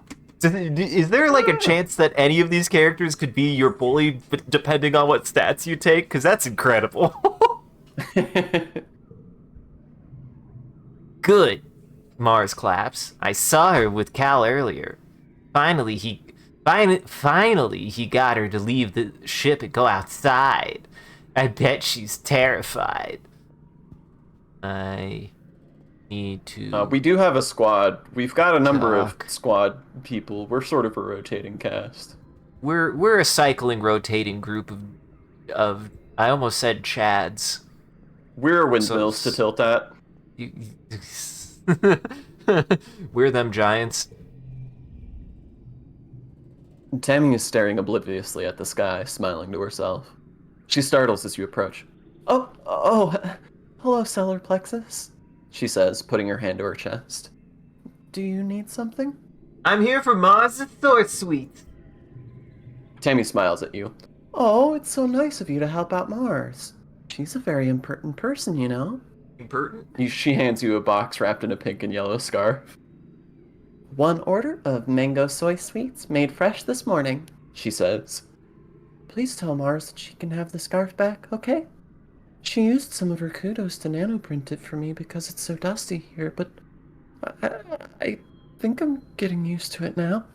Ideally speaking, Mura, we're actually like 4, 5, 6. There's any number of us, depending. There's about 6 to 8 people that I associate with. Wow, that sounded really mean. More than me, eh? But no, I usually have somebody different. I have a couple of different co-hosts that I usually play with. But today it's me and Sean, and we're checking out a game that he has highly recommended to me many a time for various reasons that I'm enjoying. I like this. It certainly is like, as you said, so you named the genre, and it's so weird to me because I like know that genre exists, but I think literally the only other one I know of is what's the one where you're trying not to get killed as the queen? Long Live the Queen. Long Live the Queen is the only one that I know. I think that was all of our first exposures to this genre. So Long Live the Queen, I think we all have like lukewarm feelings about. And this is the game that made me go, yeah, no, it's super neat. It's just, also quite flawed. This is the game that made me go, okay, yeah, you can do this genre really, really right. I mean, it was pretty positively regarded too when it came out. I feel like I think I knew about it because of extra credits, and extra credits did praise it. So that's the only reason why I knew about it, if I remember correctly. Back when Long Live the Queen? Yeah. Yeah, that's probably where I heard about it back in the day. Tammy smiles again and tucks her hair behind her big elven ears. Mars is so cool, she says fondly. Sometimes she's kind of bossy, but I know she really cares too.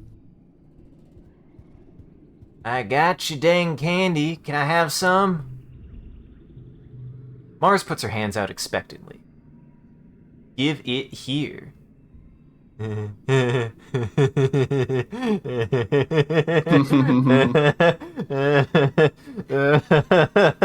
I'm so tempted. Can't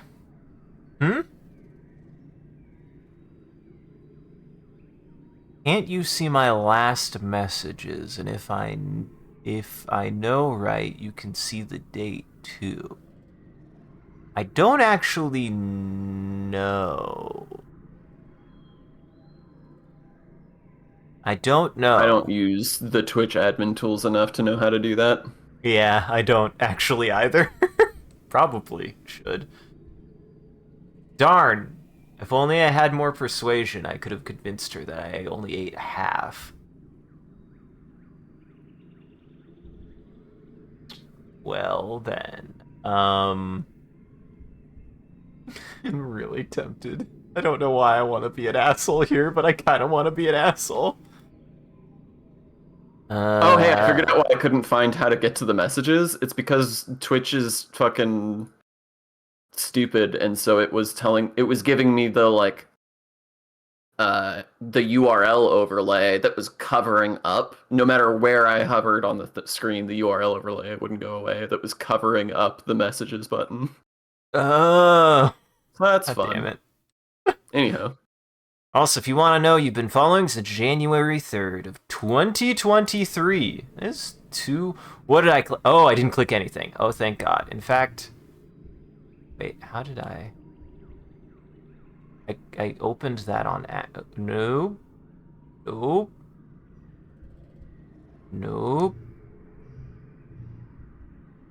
How did I... How did I open that?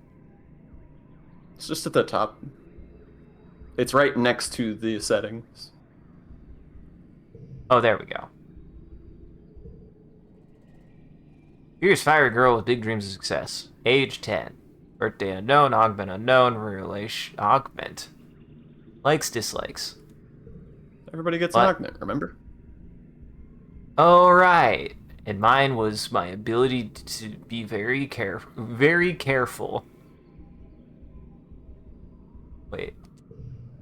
Don't worry, Sean, I can fix it. Don't worry, Sean, I can fix it. There. I fixed it.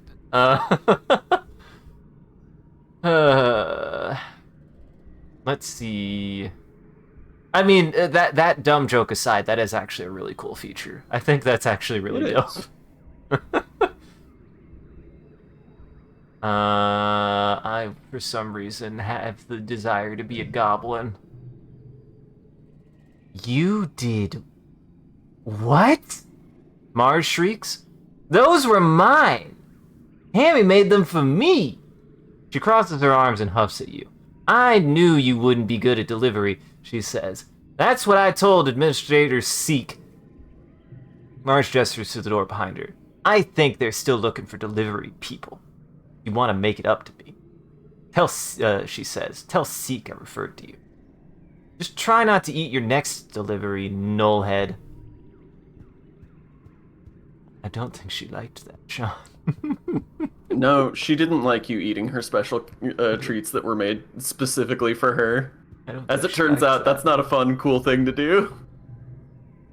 Oh, hey, it's Tammy's ma. You step cautiously through the colony gates. Hey there, kiddo. Uncle Tonin blocks your way with a smile. I'm afraid expeditions is off limits for now. It's not safe out there for kids. You better toughen up so you can join the squads when you're older. I'm tough enough. I need 20 toughness. I almost thought that said I need to be 20 years old, which is kind of true. I'm brave enough. View the map. Ooh. Valley of Vertigo nearby. Resting Ridges, Subaqueous Swamp, and Prosaic Plains. Prosaic Plains lie far to the north of the colony, where the higher elevation and natural tilt of the planet makes bromidic snowfall more regularly in every season. Though prone to sudden storm flurries, the plains are a relatively safe place to explore, filled with mostly herbivorous xenofauna. The Valley of Vertigo is a low-lying trench to the east that's dense with pollen-producing trees. There's a wide variety of edible food here, both plant and animal product, leading to some of the explorers calling this place the breadbasket of Rotumna. There are a number of animals here that geoponics would be interested in domesticating. They're kind of whimsicott-shaped. They're like a pink whimsicott. This tongue-twisting region is the broken spine of the planet, home to both dizzying heights and abyssal lows. It's always hot buried here no matter the season. Traversing these steep chasms is dangerous, and only to be done by those with sufficient glider training. However, there are some interesting ruins to explore. I will actually admit, Mura, I don't really have much interest in Doki Doki. I actually don't. I'm sorry. I've seen it. I don't think I would enjoy it. To the south is a vast boggy wilderness, home to dangerous animals and hazardous weather conditions. Exploration in this area is only done with extreme caution. Extreme caution. Got it. The swamp is where all of the alligator. That's where the alligators is. View the bestiary. Oh, we have float clouds. There's a lot here. Float cloud. Xenolevis. Cow. Cow. It's a cow. Did I say clow? I meant cow. You said cloud both times. Fuck. Float cow. Xenolevis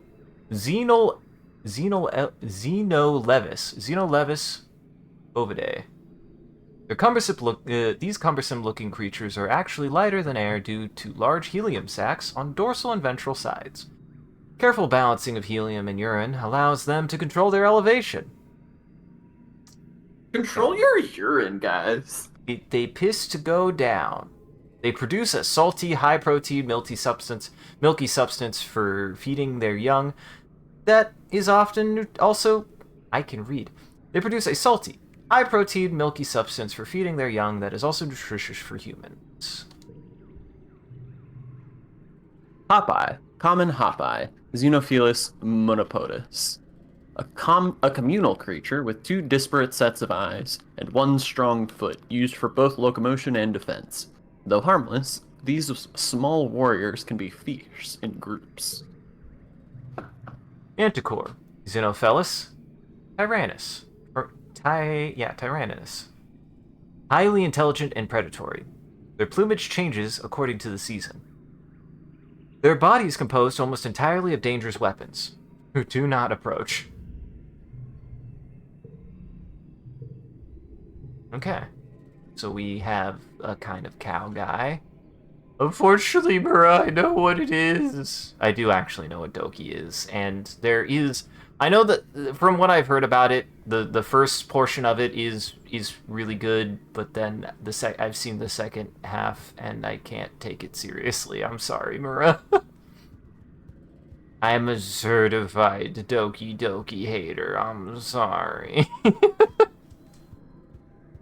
Oh, I think I did everything. Let's go train my brain. Getting your brain all smarted? Let's go train my brain.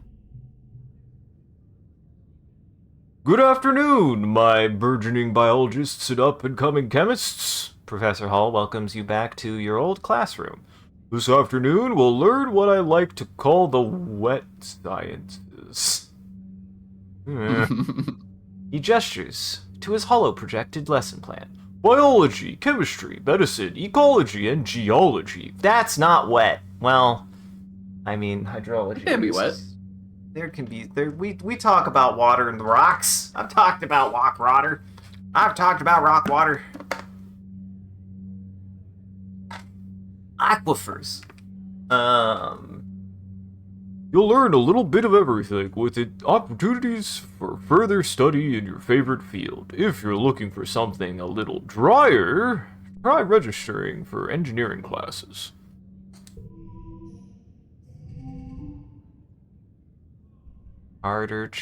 Wait. Looking for difficulty? The harder card challenge options will keep you on your toes.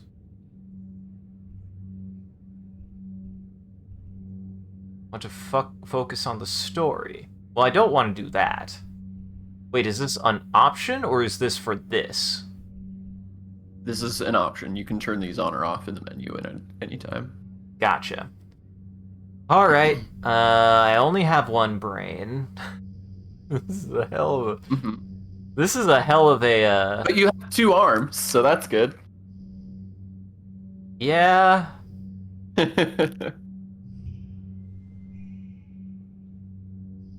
So if I... So... Wait.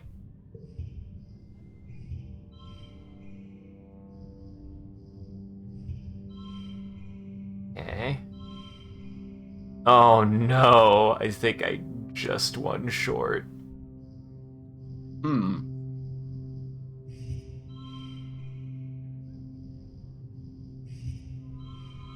Wait, what? Huh. Ba-da! Oh, straight, that's right. Hey! I can't stress. I did stress cry. Stress crying helped. Stress cry saved the day. Hello, Silos. Wait, this is wait, how is this a straight? 012. Also, it tells you Oh, the little yeah, yeah, yeah, S. yeah, yeah. The little S is telling you that that's a straight. Okay, gotcha, gotcha, gotcha. Also have egg. Does this expend it? Yes, that is a consumable. Okay. Okay. Why are you crying? You're not straight. No, I'm crying because I'm not straight. Hey, That's what Tans liked that. That's yeah. That's what that's what happens when you're when when you stop being straight, you're allowed to cry. It is 9 o'clock. The PM. You wake up from an afternoon nap. You squint into the pink-tinged light slanting through the windows. You must have fallen asleep in the lounge. Tammy's shadow falls across your nest of pillows. Oh, I'm sorry, solar plexus, she says, giggling. I didn't mean to wake you up. It's just so nice outside with pollen sparkling in the sunlight. I wanted to open the windows. You rub your eyes blearily. Ugh, you were having the weirdest dream. And yes, it is 2100 hours.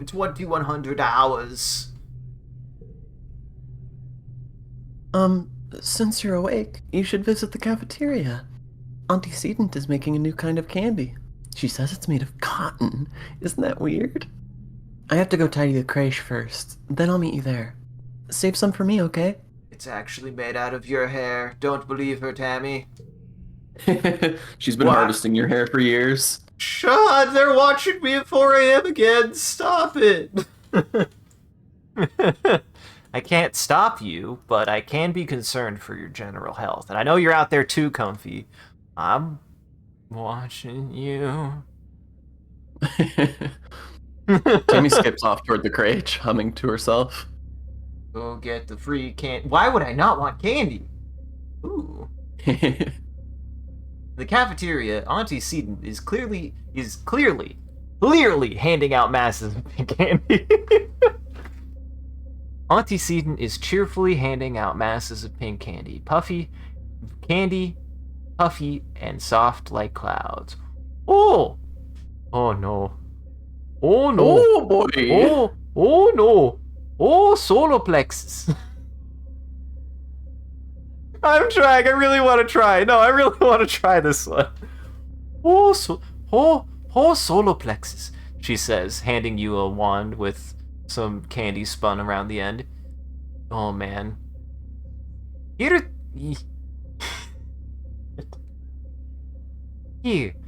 try some of this. It's not. I'm trying. There's only one way to learn, guys. So sorry. We used to have it on Earth. You pull off a piece and give it a taste. It's so sweet at first that your mouth puckers. You've never tasted anything so sweet and so real. It's not at all like the soy sweets that the kitchen nano printer can make. It melts in your mouth, leaving a gritty residue on your tongue. You wait until everyone is gone, but Tammy never shows up. You look down at the cotton candy in your hands.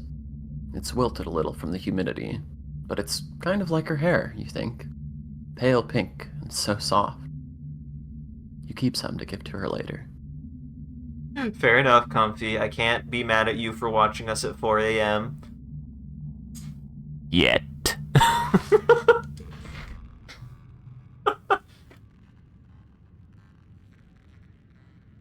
You're relaxing in your family's quarters after dinner. Your mom had to run off on some kind of council business, so you and your dad are playing a holo game together. When you're just about ready to head off to bed, your mom returns. You can tell from the defeated slant of her shoulders that something has gone terribly wrong. Your dad starts to ask what's happened, but she waves him away and approaches you. I will And always an ad put approaches in the an meantime. a fucking ad. First off, make sure to beat off the ad with a stick if you have ads. And Mura, I always think of it this way, Mura. That is just a bit. I do appreciate you being here. If for whatever reason the world keeps you up at 4 a.m., I'm glad this can be a space that you feel comfortable in. I will just always judge people, because to me, I had my period where I was staying up till 4 a.m. It was not very good for me. Take care of yourself. Make sure you're getting enough sleep. But we're happy that you're here if it's good for you. Exactly. As long as it's a net positive. Just know, I know that it being 4 in the morning can still be rough.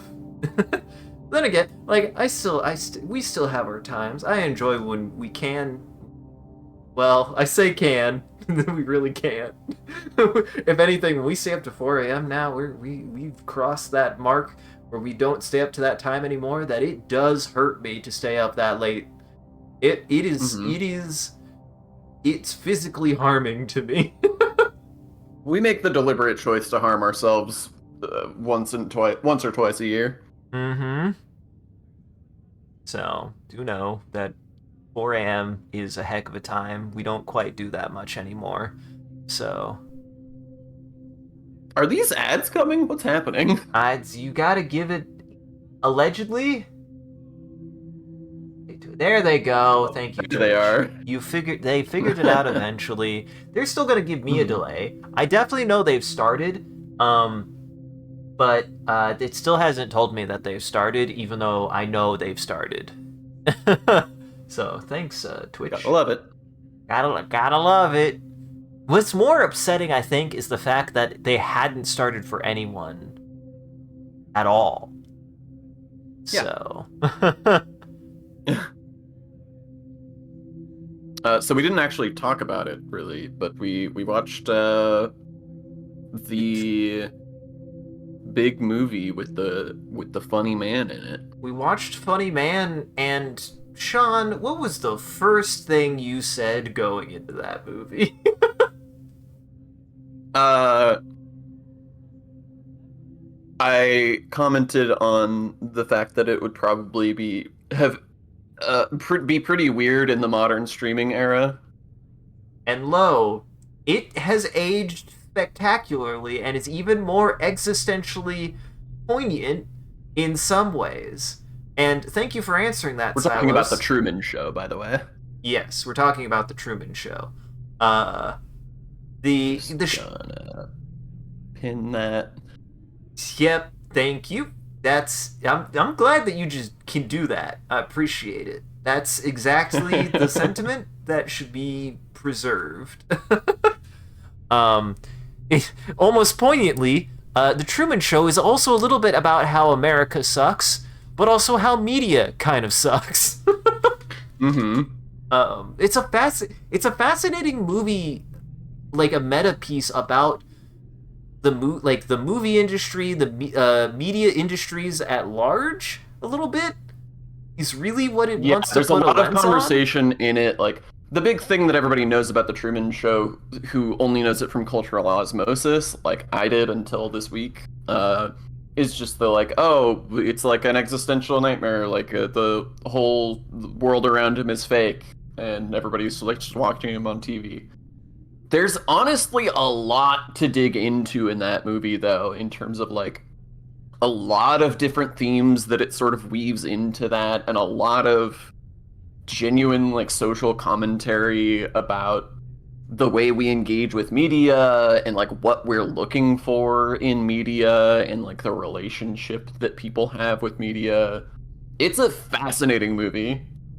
Yeah, it's very interesting, and I almost would be like, now that I'm like thinking about it, like I think I made like the almost like a taciturn statement to be like, man, if this movie kind of went over people's heads, and I'm like, wait a second, the fact that we do this it's actually even a little bit more insightful and poignant because to a certain extent, there's that feeling of God. I kind of feel like Truman sometimes.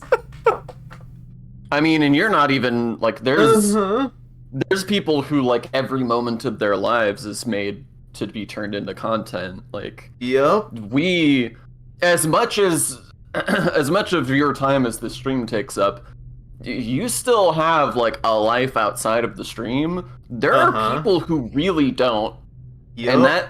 that's who I had in mind, and it's fascinating the way that that sort of retroactively backfills other context into the Truman Show. Yeah. And I mean, like, it really is fascinating. We highly recommend it, honestly. Like, it generated a lot of discussion. It's really good. It's very really good. Yeah, it's a good one to watch with people who you like to discuss films with, because I feel like there's so many angles, like you're bound to have something to talk about with that film. Yeah. And like even if you're a Jim Carrey hater, I do think it's funny. One of the things that I got out of it, which really can only be done retrospectively, it has less to do with the film and more of my relationship with Jim, which I do have. Just so everyone knows, I think everyone has a relationship with Jim. I'm just saying. A lot of people like kind of give him a little bit of guff, especially early on in his career, that he was just kind of like very like he overacted a lot and he was like very exaggerated and hyperbolic. But I do think that like the point that starts where Jim Carrey can be like a really serious actor is probably that movie, that or I don't know which came out first actually. I also get the impression that Liar Liar is actually really really good. I actually get the impression that Liar Liar is actually really good. It was the only Jim Carrey movie I knew as a kid. I liked Liar it Liar? when I was 5. Yeah. I did not know that. Yeah. I've like seen some of his other stuff since then, but as a kid, the only one I knew was Liar Liar. Right. But I think people like attribute him to like Ace Ventura and stuff, which is like fine if you enjoy that sense of humor. But like he can be a serious actor, and I think he's like perfect for the Truman Show as well, because what seems like exaggerated overacting does still come off as somebody who's losing their fucking mind. Yeah, well, I think that the casting of Jim Carrey for that movie is fascinating because, firstly, I think he gives a good performance. Like, he is still being Jim Carrey, he is still doing the, like, over-exaggerated, goofy shtick, but I think he does it in a way that, like, genuinely feels like just a goofball being a goofball in their day-to-day life, in a way that, like, reads. And when he needs to be more serious, I think that he does communicate it effectively. Yeah. So I think he does a really good job in that role, firstly. And secondly, I think he's the perfect kind of person to cast in that role because it's really believable that he is the kind of guy that people would tune in to just watch him do whatever. Like, he's exactly the kind of personality that would blow up on Twitch. Like, it makes perfect sense that the Truman Show, as a concept within the fiction of the movie, would have worked because people would want to watch him. Yup. So good movie. Highly recommend. I do remember I like made a joke or comment about a Truman Show reference. I really can't talk today. But like, and then we were just like, hey, let's just watch it. And then we did. And we're like, boy, this is actually a really good idea. So, and it's also just got like, there's a lot to dig into because like it's also got a lot of focus on media, a lot of like feelings about like just the general monotony of like everyday life. Like it's really it really good. Feels to me like there's a certain sort of zeitgeist in like the late 80s and into the 90s of the like this sort of quiet rebellion against the like mundanity of office work life that you see in a lot of movies from that era.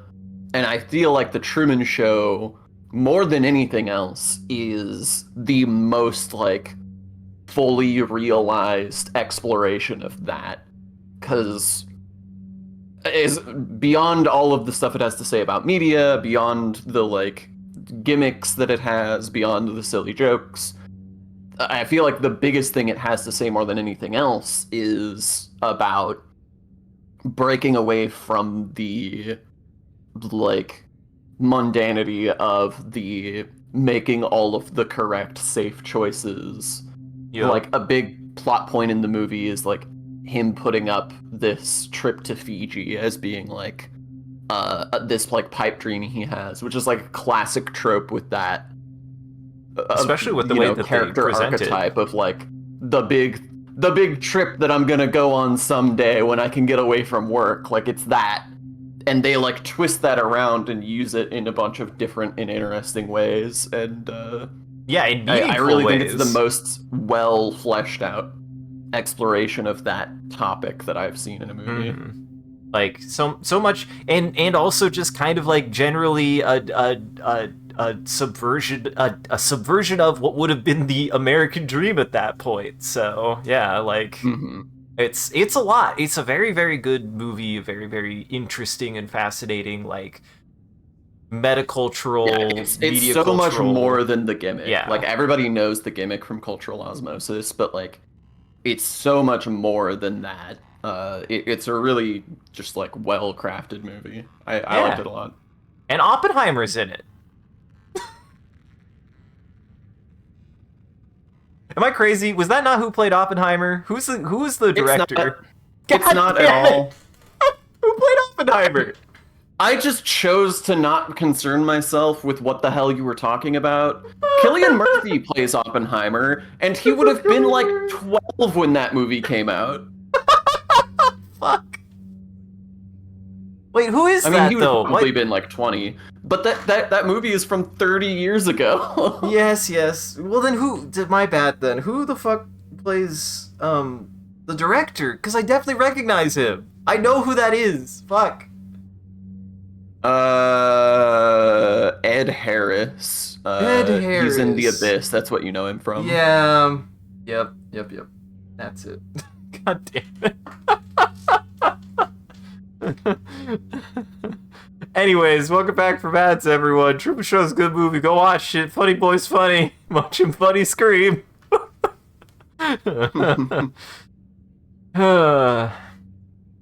When you're just about ready to head off to bed, your mom returns. You can tell from the defeated slant of her shoulders that something has gone terribly wrong. Your dad starts to ask her what happened. But she waves him away and approaches you. She sits down. She sits down and takes your hand, holding it between her two strong, dirty, creased ones. Solar plexus. I'm so sorry I have to tell you this. She starts. Her mouth quivers as she swallows, working on her next words.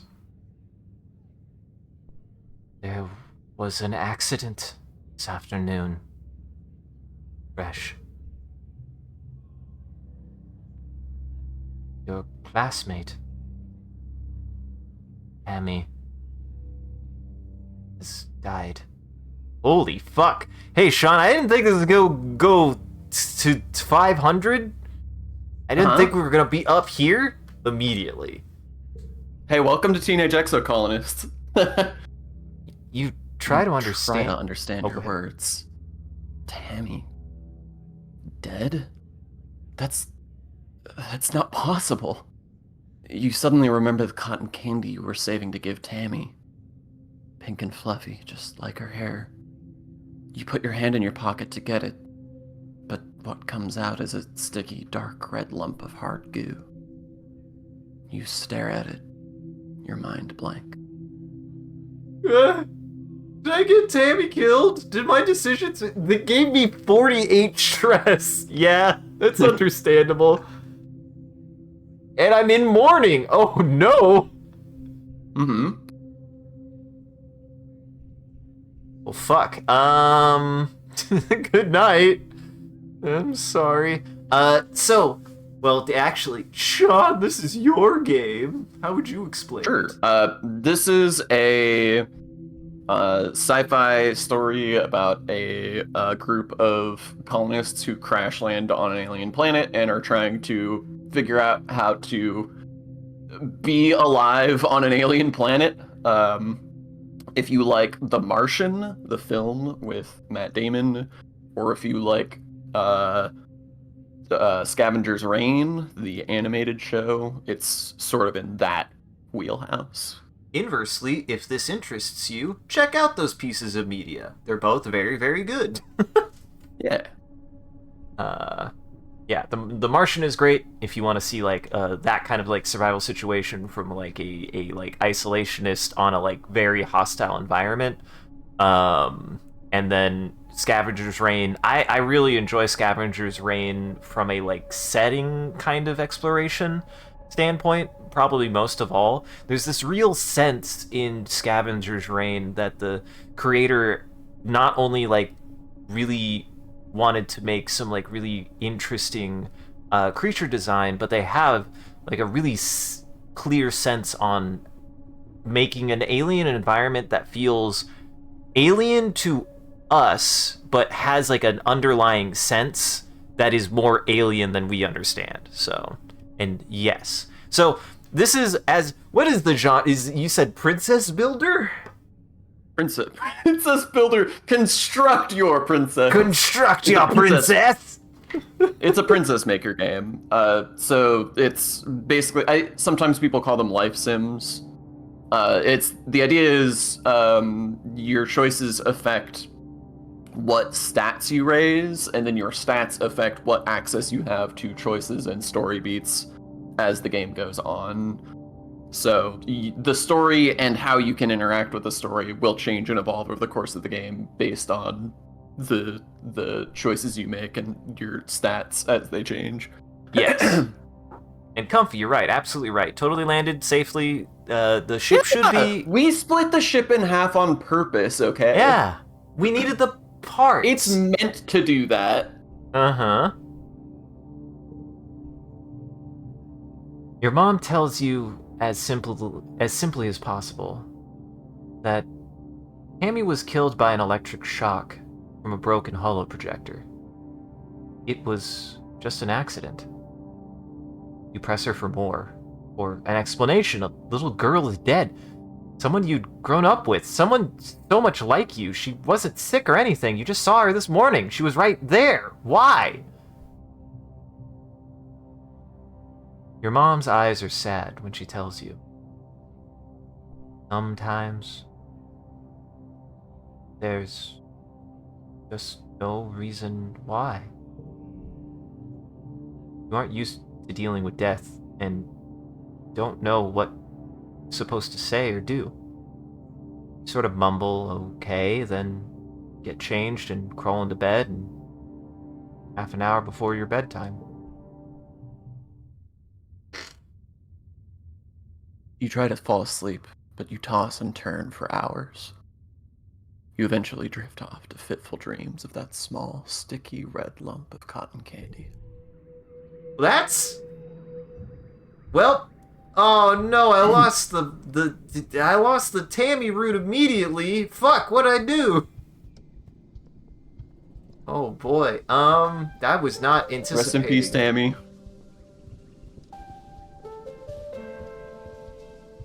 Ooh, this music is really good. Ooh, I like this music. Mm-hmm.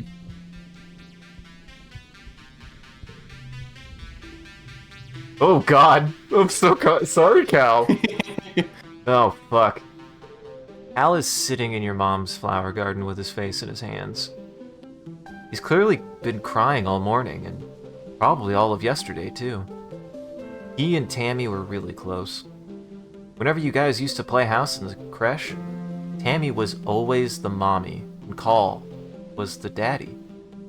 Even though you were just little kids, you kind of always giggled about how obviously they were gonna be together. Like a princess and a knight. Are you okay, Cal? Yeah. He sniffs, looking up at you. You can see how puffy and red his eyes are. I mean, no. Not really. It's just what people want me to say, right? Tammy always liked these flowers, he mumbles. Sometimes I picked some for her. He runs his hands over the pretty white flowers. Don't tell your mom, okay? Tears well up and slowly leak out of his eyes. He doesn't even blink.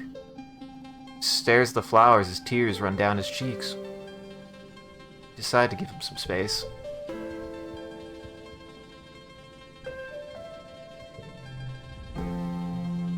Mars is staring into space, looking somber.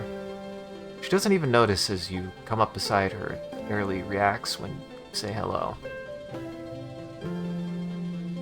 I'm thinking about Tammy. She says quietly. She used to sit down the hill there, in that spot in the sun. Every morning, she'd just sit there for hours in the sun, doing nothing, just being happy. You stare down the hill to the spot near the entrance to the quarters. You can imagine her there, working on some little craft project, humming to herself. I miss her too. And now she's dead. Mars says, making a face. How's that fair? How's that for fair? Of all the people. How come it had to be my friend? You don't have an answer. You never heard Mars call Tammy her friend before, but of course she was. Tammy was everyone's scared little sister, even though she was older than most of you. Mars clicks her tongue. Oh yeah, Administrator Seek is looking for you. Guess they need someone to do delivery jobs. She waves vaguely at the door behind her, distracted by her thoughts. How's everybody doing? And just pacing around in front of engineering. She looks upset. It shouldn't have happened, she says. What happened to Tammy shouldn't have been possible. There was no reason for that holo projector to break. Professor House said it was recently serviced and nothing was wrong with it before it just... She gestures angrily. Just blew up for no reason. Nobody would have wanted to hurt her, so why? How? It doesn't add up. We give you hug, Comfy. We give hug. Man, Big hugs. We're doing something. We're doing something right if we're making the audience cry, Sean.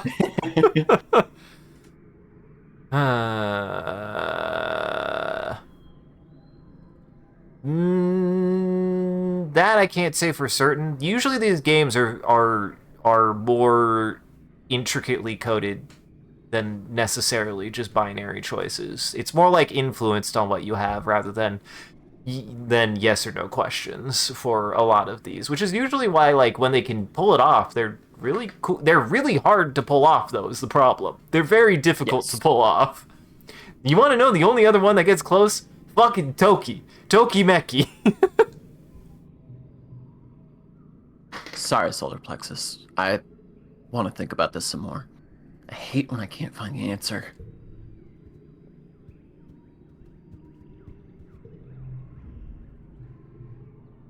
You believe Tammy died? Dis asks morbidly. I heard Chief Engineer Instance tell someone about it. He lowers his voice. Tammy got shocked by a broken holo projector. The one in the creche with the dancing teddy bear. You remember? When she touched it, she got chucked all the way across the room. He makes a sailing motion with his hand. And bam, she was dead before she even landed. Oh, really? Dis suddenly looks embarrassed.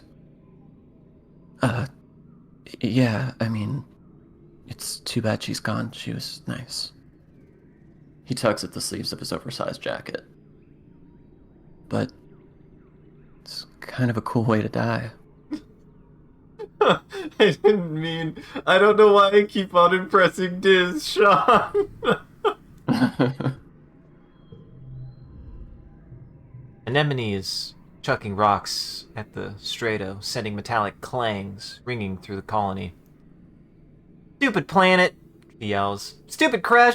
Stupid spaceship! He bends down to pick up another rock, but instead it just sobs, braces her hands on her knees.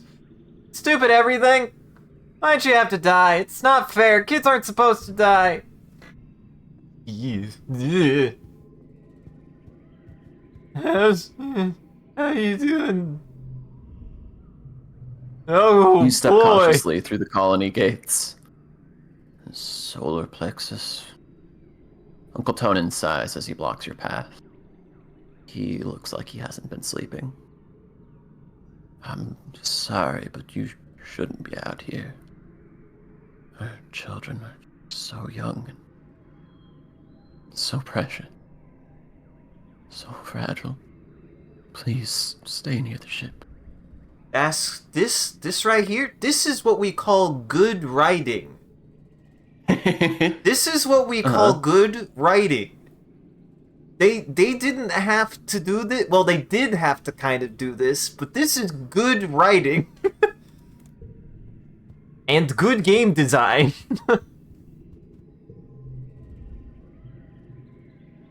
Your mom pats your shoulders encouragingly. I'm so sorry, Solar Plexus. Your dad gives you a hug. Sorry you're feeling blue, Solar Plexus, he says. Things will start to look up again soon. Alrighty,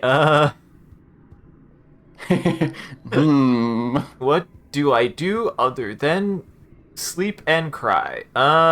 You should check what that morning status does to you. Up in the top left. Yes.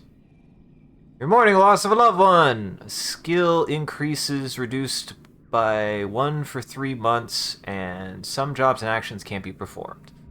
Oh, that's no good. It takes brain and brawn.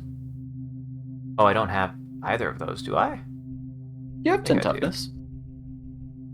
I have 19 toughness. Oh, I almost have 10. Oh, so close. How's my empathy looking? Ooh, I'm empathetic as fuck. Look at my emotional intelligence, everyone. It's so big. It's true. Look at You're my so emotional. good at crying. Look at my physical. Look at my emotional maturity and my physical maturity. My mental maturity is. Don't worry about your brain. My mental maturity is not doing so good, but we'll get to work on that.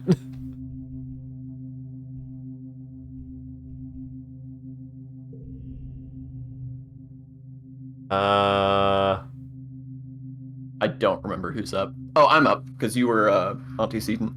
Yeah. Chief Administrator Seek greets you at the depot. They look you up and down. Solar Plexus. You've never struck me as particularly responsible or organized. But children never are. What makes you think you'd be a good fit for the position of courier? You didn't realize this was going to be a job interview. I'm big strong, and I think that it's okay to cry. I don't have to lift with my back. Strong for your age, maybe. But, lucky for you, you're the only applicant this week. You've got the job. For now, anyway. They use their elegant stylus to note this on their holopalm. Come back in a few minutes, and you can help make deliveries. Yes, there will be kudos in it for you if you do it correctly. Our mom is a badass farmhead. She got the greenest thumb of them all. She's a goddamn botanist.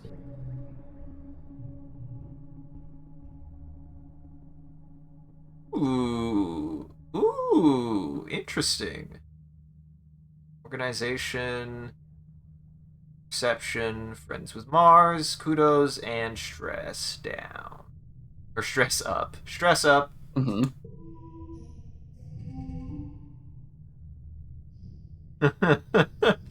Oh, good! Oh, goody! Boy, I What hope a I good get... What a memory. good memory. That's not I pointy at love the all. memory system in this game. It's so good. Yes.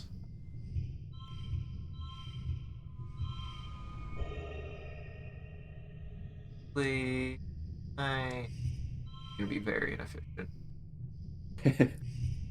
Sometimes you just gotta do what you gotta do.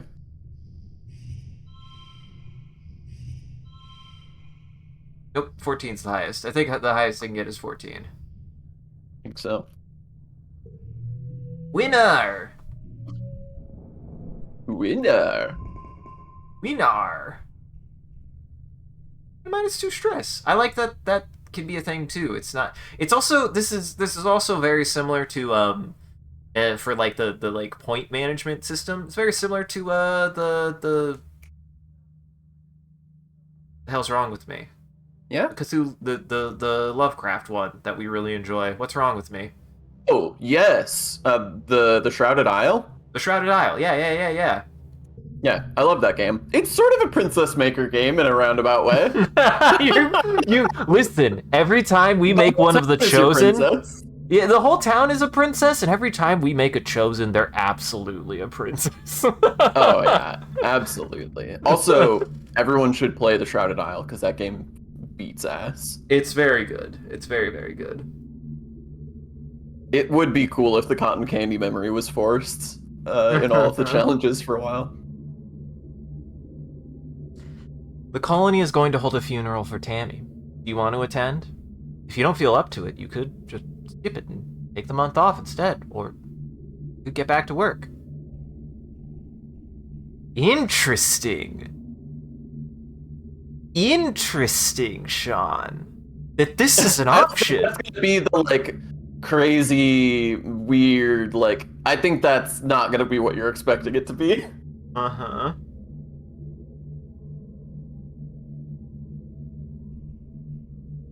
By myself. No, I'm too busy.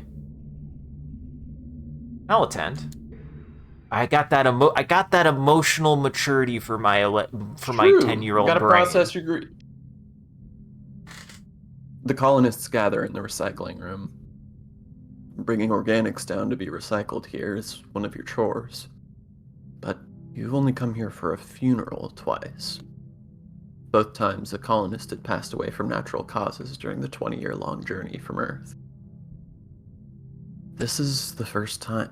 The first time there's been a funeral on Vertumna. And the first time for someone you actually knew. The mouth of the organics recycler has been polished.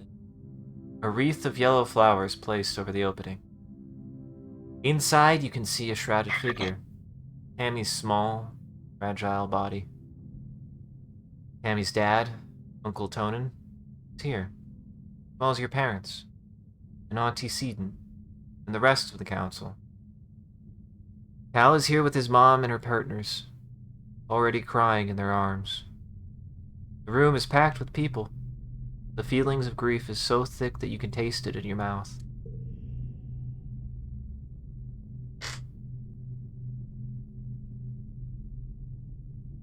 Well, this will be you. Ah. Governor... Good. Good.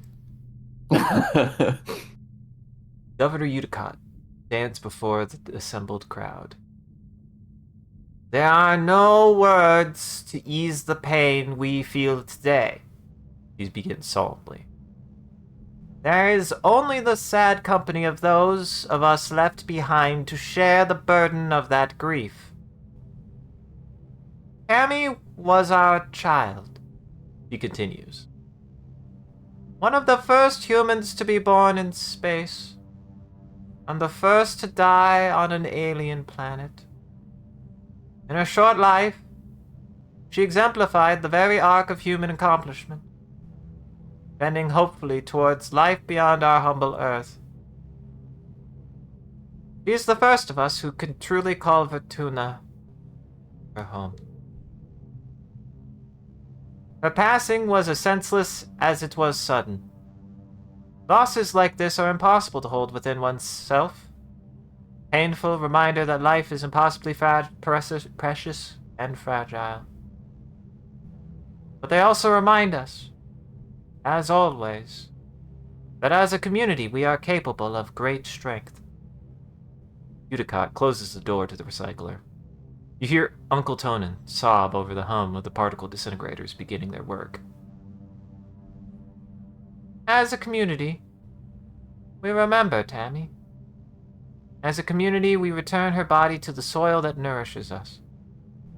In this way, Tammy, our child from the stars, will never truly be lost to us. Ceremony is adjourned, but a few people stay back to console Uncle Tonin as he keeps vigil over the recycler. Cal and Uncle Tonin hold each other and weep openly. Your mom stays behind to receive Tammy's remains. As the head of geoponics, she'll be responsible for adding them to the colony's precious supply of brown soil from Earth. Your dad accompanies you out of the recycling room. He clears his throat. I want you to know that you don't need to be okay, he says, clasping his warm hand on your shoulder. If you want to take the rest of the month off, everyone's going to understand. Yes, my brain would need that. Let my brain heal. Let my brain process. Look, I'm so happy in mourning. Oh, but I only got half the stress back. Interesting. The prospect of just going back to school like everything is normal is too much to handle. You end up spending the whole month alternating between sleeping, scrolling the HoloNet, and staring into space. It's restful, at least, as everyone gives you the time you need to process Tammy's death.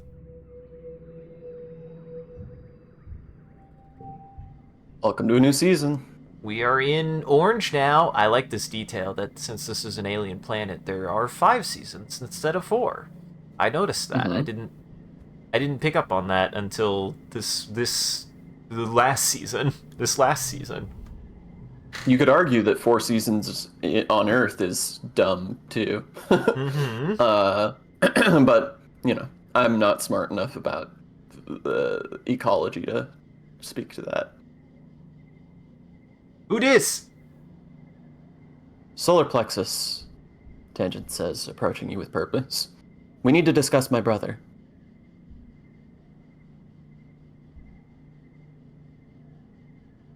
Who dis? Yes, Dis, she says impatiently. I need you to figure out where he's been disappearing. Ever since we landed, I barely see him anymore. He doesn't even come home at night sometimes, and She trails off and looks at her feet. Well, I'm not on very good terms with my brother of late, but people are becoming worried. You get the feeling Tange is the one who's worried, but she doesn't want to admit it. I'm also noticing something else with this game that I like. It's very much an ensemble with the focus being on interpersonal relationships being complicated, which I'm also really enjoying.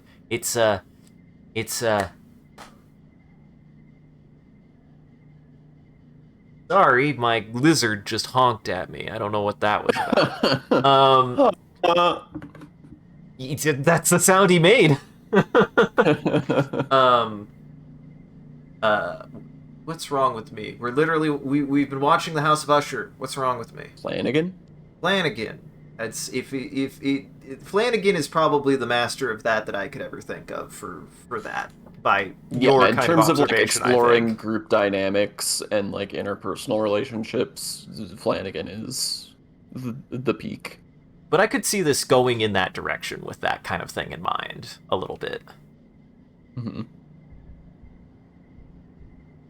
I'll talk to him. He probably won't tell you, Tangent says angrily. Newton's apple, she swears. He won't even talk to me anymore. She sighs. You may have to follow him. I would, but everyone in the lab would know I was gone. No one cares where he goes during the day. I mean... That's a great question, Comfy. Comfy, you're not wrong for either. Both can be correct. But also she's She like is 10 years old. Yeah. She can be a pretty 10-year-old. Yeah, there can be pretty 10-year-olds. Never mind, I take that out of my mouth. I spit it on the ground. Don't make it weird. I won't. Anemone holds her stomach as you approach. Does the air make you feel hungry all the time, or is it just me? She wonders. I feel like I could eat a whole one of them mushroom trees, just like, she mimes, shoving a whole giant mushroom in her mouth. And you thought for even a single second that this wasn't going to be your best friend. Uh-huh. She does have pica. I got something for you. Yes! Yes! Make her eat... Well, don't make her. Let her eat the egg. Oops. Cool, thanks, Anemone says, taking the egg. I guess it's my birthday this week. I kind of forgot. Oh, it's her... Okay, so it's her birthday... It's her birthday...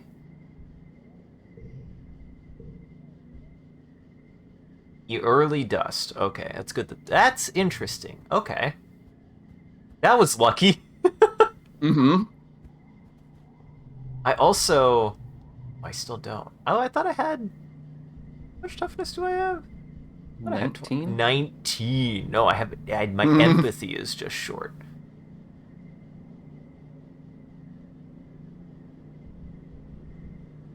Unky is doing fine. Mm-hmm.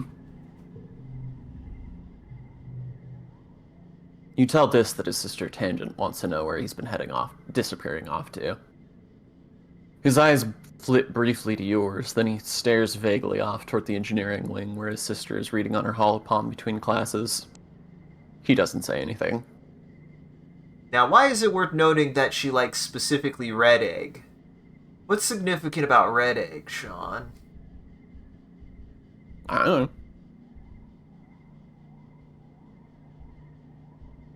She's worried about you. She's kind of red.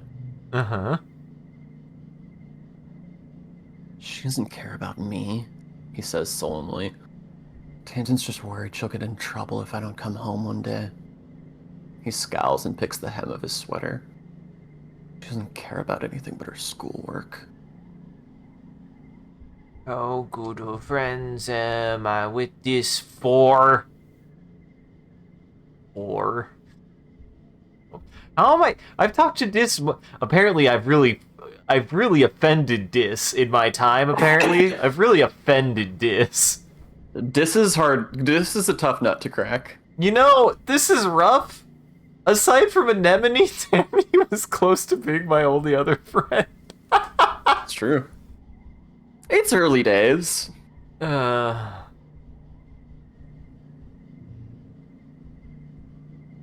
won't be mean. I won't be mean. His shoulders slump in relief as you go. You You got a big stick. I got a big stick. Got a big stick.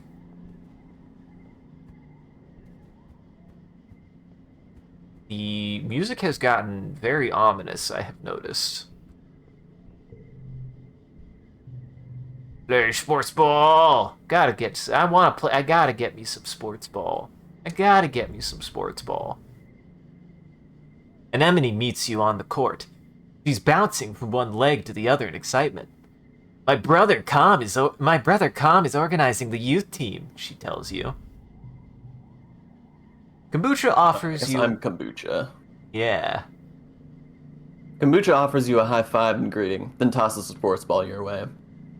Let's start with a practice game to see what you're good at. You and Anemone are team captains. Pick a team. Tom will fill in to even up the teams, but he promises to go easy on the other side. Choose Cal, choose Mars, choose Kombucha.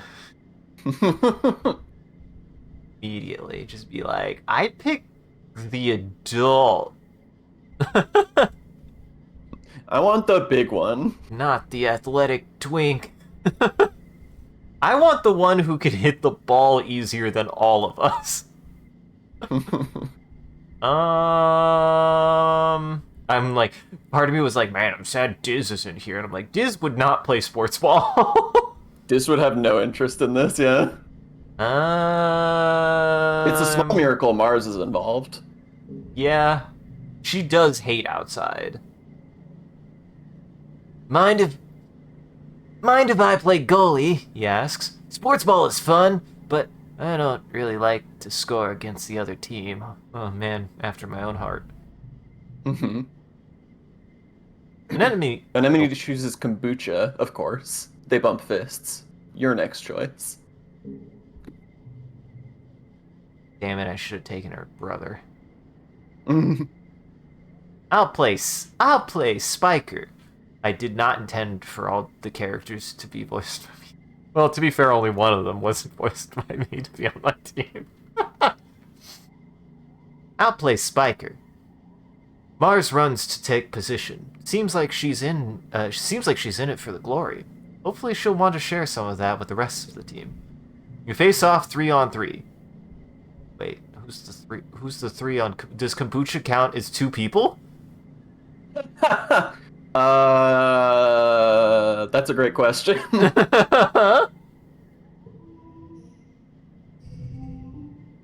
Perfect.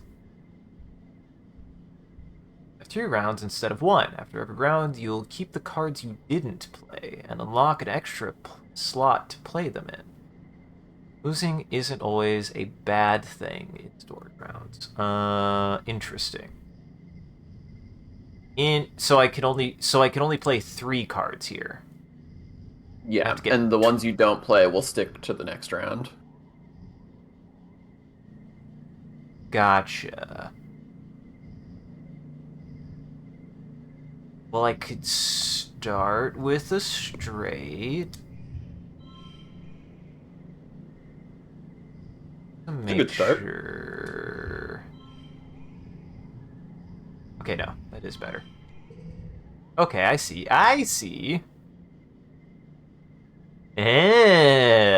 That's... Oh, that's really good.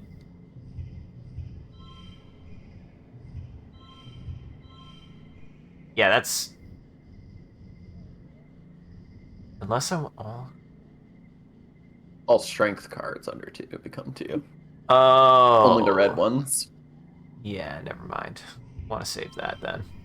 Yeah, that's the better play. I think that's the better play, Sean. Great. Actually, no, that's very good. Stress cry, don't let me down. Ba-da! There we go. Stress cry has always been there for me. I didn't even have to hit somebody with my log. It's true. I just hit somebody with my stick that I just found to give me an advantage. But you're hitting kombucha, and he's just like, "What? Why are you doing that? Cut it out."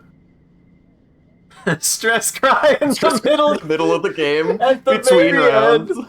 Fuck! I cry so hard that kombucha feels a little bit bad, and it gives me it gives a chance for Mars to just spike it over the fucking net. I was gonna say, Mars just spikes the ball, like Mars starts a new play while kombucha's comforting you. I stress cry as I'm holding this fucking cotton candy. Fuck, it's topical. Hey, I'm not mourning anymore, though. It's true.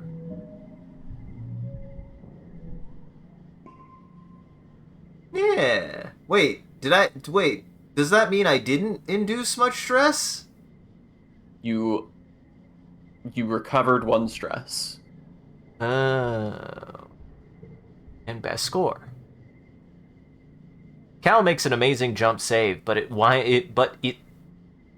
Cal makes an amazing jump save, but is winded when the ball hits him in the chest.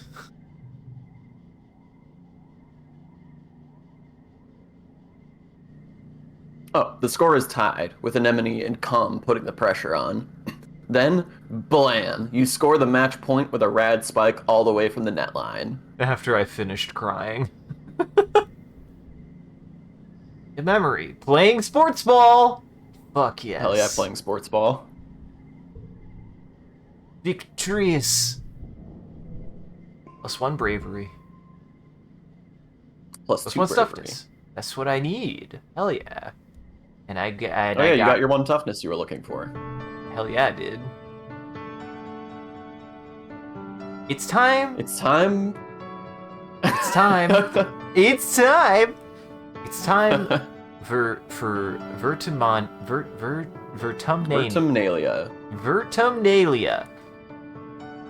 Udicott and the council have called a festival to celebrate life here on the planet of Vertumna. Everyone gathers in the colony square to hear Governor Udicott's speech. In Earth's history, Udicott begins, and then clears her throat and waits for everyone to quiet down. In Earth's history, Vertumna was known as the god. I can't remember. How did I forget the voice I gave her? It felt really good, and now I've immediately lost it. Vertumna was known as the god of seasons, change, gardens, and it's no coincidence that our forebears of the Vertumna project chose to take on such an auspicious name, in hopes of seeding future bountiful seasons of humanity. We will continue this tradition of Vertumnalia, of midsummer festival to celebrate our Vertumna, this lush planet upon which we find ourselves today. Am I bored? Am I bored? I am 10 years old. Am I bored? You're 10 years old and this old lady is talking at you for a really long time. I'm bored. Yeah! You start to tune the speeches out after that. The members of the council all get up on stage one at a time to say something. Midsummer. By the way, if you haven't seen Midsummer, it's very good. It's my favorite movie. It's quite. When it's your mother, Lulu's turn, she announces that tonight you'll be eating some of the very first crops grown from Vertumnan soil. Your eyes go to the feast table. Abroad the stratosphere, it would have been mostly aboard. Yeah, you're right. Wait. Yeah, no, that is a board. I really read that wrong. Well, they're told what summer is. The kids don't know what summer is, but the 70-year-old woman does. Uh-huh. Aboard the stratosphere, I'm going to take a drink of water. Mm-hmm. It would have been mostly soy-based food from the nanoprinters, spiced up with what precious fruits and vegetables could be grown in the small growing bays. This year, the earth plants look even less robust than usual, but they're supplemented by some Vertumnan plants you've come to appreciate. Juicy watado pods and slabs of edible fungus. Udicott takes the stage after everyone on the council has said their piece. What is a festival without festivities? She asks. Professor Hall and Security Chief Rhett have organized a 3-part competition for the kids. Good luck, children. Time to wrestle robots for our bemusement. Yes! Yeah, I love the implication of this being a toughness thing, meaning that you are wrestling the robot. Like, you physically are wrestling the robot. Fuck yes, I'm gonna fight a robot. A bot wrestling contest. This has been a classic competition for years on the ship. Someone has rigged up a hydraulic lifting bot to slowly stretch out, increasing in strength over time. The aim is to see how long you can hold it closed. using any part of your body before it pops open. Anemone and Cal are competing with you. Cal doesn't like that it's a competition, but he does love bot wrestling. Fuck yes. Fuck yes. I like that these two I've been immediately endeared to these two.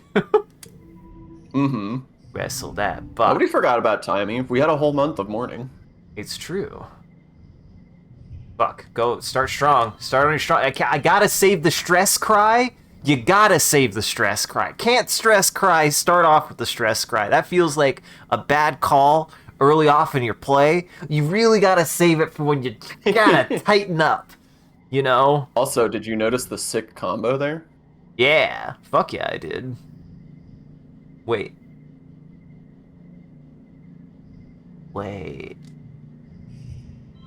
Okay, that doesn't change anything. Interesting. Just worth. It's not actually affecting this play, but it's worth being aware of. Yes. Now we've got. The play here tells me to use the stress. Maybe we have a mid-session stress cry, even though I calmly You're just stress on the cry. bot, holding on for dear life, crying. As I calmly cry, I'm just like, God damn it. Mm-hmm. God damn it. That's the sound of someone giving it their all. Alright. Okay. Alright.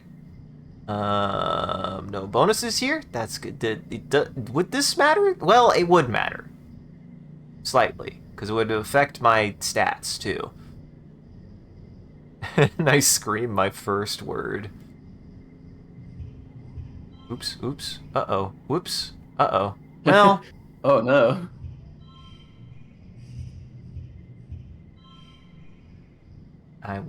Oh, no, I might not be able to do this, Sean. You do have a big stick if you can find a way to use it. +2 to a card. Fuck. There's a play you could make here that would win this for you.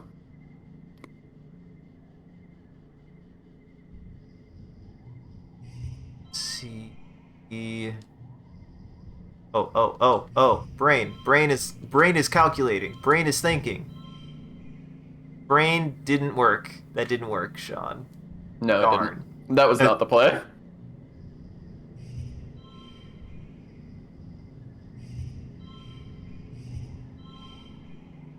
I mean... This would give me +2 to any cards. That's just 2, correct? If I understand? 2 is 2. I'm not sure what the question is. This would be a total of 3 points, would it not?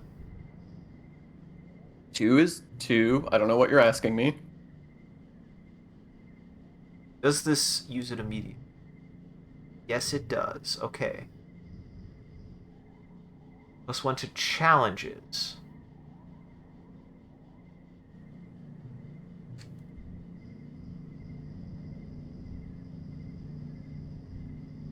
Not necessarily. We're just working on it.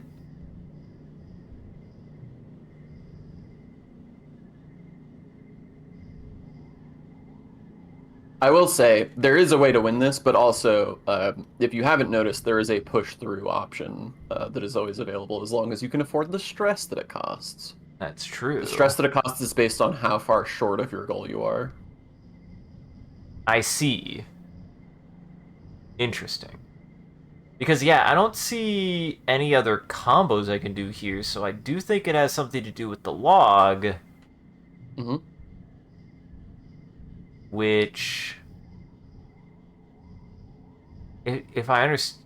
Yeah, +2 to a card, so this is just... Mm-hmm. Wouldn't this still make me short, no matter which one I... Oh, wait, hold on. Ah, Sean, I'm seeing... with my eyeballs. I'm doing math. Isaac is starting to read the Matrix. I'm doing math with my eyeballs.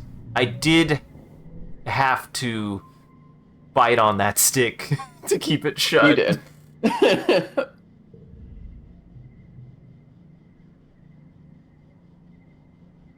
Anemone's brother, Calm, is the judge, and Awards bonus points for technique as well as for brute strength. Bonus points for those who thought about how they did it, and bonus points for those who just fucking did it. Just did exactly what it is about to describe you doing. You sit on the hydraulic button, use your weight at first, then switch to a bear hug when it starts to wobble and push you off the ground. You make it fully 5 minutes of increasing difficulty before it eventually springs from your grasp and scuttles into a corner, freed at last. You just barely edge out Anemone. She offers you her hand, then pulls it back at the last second before running away cackling. You son of a bitch. I'm popular! It was a 3 You won the meter- big festival. That stick is probably longer than... I think children are less than 3 meters. Yeah, that was a very large stick. This is a very big stick. So is it a very long stick? If it's a children's stick. I mean, I do like me a good 3 meter long stick, even as an adult. One of my favorite things to do was to find a good... You find the perfect You're like stick. one of those dogs that runs around town with a giant stick that's like so big that it has a hard time maneuvering, and it's just so proud. Uh-huh. Dude, I did like find to be a good stick. No, my favorite sticks, they were sturdy enough that you could swing them and they'd make a noise, like a whipping noise. But they were sturdy enough that they wouldn't, like, you know, fall apart, and then I would use those to cut off the heads of dandelions. That was my favorite game. It was to decapitate flowers. And it made a little swoosh. I was more of a sword fighting, just in general, kind of kid. Like, not targeting anything in particular, just sort of waving it around. Just air vibing, air jazzing. Mm-hmm. Just Yeah. just doing Mortal Kombat impressions, you know, like you do. My pop-up lightsabers, they had some use. They had some use, I must say. 4 centimeter radius, 3 meters, so you hold it. So 8 centimeter diameter. That's like a thick. That's a thick stick. What? Nothing. It's a thick stick, Sean. That's like a. Pretty thick. It's like a 3-inch stick. I was gonna say, that's- 3-inch wide. That's like a. It's not small. 3-inch stick. I almost said a 4-inch. That's a two-hander. Uh-huh. That's a hefty stick. I mean, I also did like a nice, like, long kind of like quarterstaffy stick. I liked having me a nice quarterstaff as well. Those are harder to find though, definitely. Those are my don't go-to just fall off every implements. day. That's true. You often created hordes of enemies in your mind to fight. Yeah. Hell yeah. I would also stick fight with my brothers. Me and my brothers. We were very much play fighters. Boy, I am glad we were children. I'm a little surprised we didn't destroy a bed, but I think it's hard for a child to destroy a bed, but we would do like full on choke slams and shit on the bed. My Dude, sister like- was too much older than me for that kind of shenanigans. That's fair. Like, She would not have tolerated that. I wonder, I bet if you would have seen it, it probably would have been a little alarming, but, like, actually, no, like, my brothers and I were, like, we were pretty good sports about, like, roughhouse playing. Like, we never really, like, went out of our way to, like, hurt each other. We would, like, do things that were, like, extreme, but we weren't, like, malicious. It never felt. Like, we weren't trying to hurt each other whenever we were You playing. just wanted to do cool shit. That's Yeah, all. we just wanted to do cool shit, including choke slamming each other on the bed. It's fucking great. What kid has not deliberately done jump flips onto their bed just to see if they can do a flip? Like, Hell yes. Jumping on the bed was my favorite shit as a kid, actually. It's hard at to one point, Comfy imagine. had a long-term story going where they found some kind of metal fixture to exchange the stick on top to change the kind of spell they were using and defeated a big bad. That's awesome. See, it goes to show I didn't grow up with magic. I was never one of the magic guys. I definitely was was strength or dex.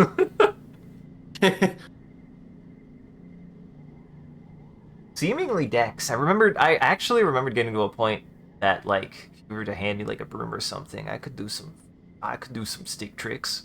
I could still do some stick tricks. So I would get bored in the warehouse sometimes, and I would just do stick tricks.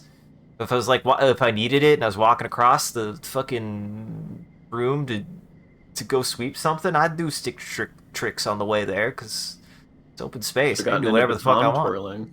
Yeah, maybe I should have. Because that's dangerous. I don't think we ever really... I threw stones into lakes.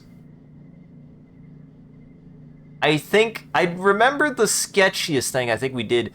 You ever have one of those neighborhood, like, houses that just has a bunch of, like, garbage? I think we did maybe... The crack house. You can call it the crack house. It's what it is. Yeah, we did maybe smash a computer monitor once. Maybe. I kind of remember us doing it. I don't remember if anybody got in trouble. I don't think I actually got in trouble, and if I did, I really repressed it. I just remember it maybe happening. I was kind of destructive as a child. I sometimes wonder about that. Well, anywho, welcome back from ads, everybody. We're gonna focus on this game again. Look, I'm not mourning anymore. I'm actually You're popular. I'm popular. I'm a winner. Everyone wants to be my friend. Kudos doubled for 3 months. Ooh, shit. That's really good, actually. Ah, dude. You also get the sweet bot-athlon champion memory. It's true. Look at how fucking look at that shit. Mm-hmm. You make it a full 5 minutes of increasing difficulty before it eventually springs from your grasp and scuttles into a corner, freed at last. You just barely edge out Anemone. She offers you her hand, then pulls it back the last second and runs away cackling. Oh, we read that. My bad. I couldn't. I've just decided not to interrupt you when you start doing that, because if you're rereading the whole thing, then it means you've forgotten it anyway. I'm sorry, Sean. I don't know how to read. After the festivities are over, everyone takes time off for a much-needed break. During the fierce heat of dust, a few days' rest is exactly what you need. You feel refreshed. Yes. Early dust. Dust. Wonder why they call it the season of dust. Must be dusty. Must be dusty. Despite the heat, Dis remains covered from head to toe in black. It's not that hot, he mumbles. Does this interest you? Oh, I don't have it. You don't have anything. Whee! I don't got a stick. I ate my stick already. Fuck. I don't think he would like a stick. I don't know if he would like a stick. He doesn't strike me as a guy who would like a stick. We're all 10 years old. I am hard pressed not to believe that all 10-year-olds just don't enjoy a certain amount of trash. We just like trash. When we're 10 Nothing years is old. truly trash to a child. Exactly.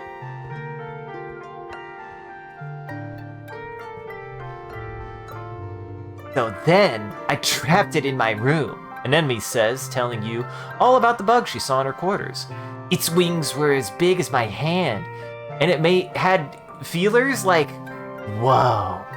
It was bouncing all over the place like boingy, boingy, boing. She gestures excitedly, swinging her arms over her head. The bugs here are so big! They're everywhere! I was gonna give it to Tang, she says. She loves gross bug stuff. But she said I should just let it go, because it stung me. Because if it stung me, I might get a weird mutant powers. I mean, other than the one I already have. And I wanted to see if I got more weird mutant powers. So I started jumping around off higher and higher things until I jumped off the back of the ship. And I got in so much trouble. But it wasn't even that high. She stops in her tracks. Hold on, she says, stooping to rub irritably at her knees for probably the 100th time in the past 5 minutes. I'm gonna die. I busted up my knees. It's so itchy when my scales grow in.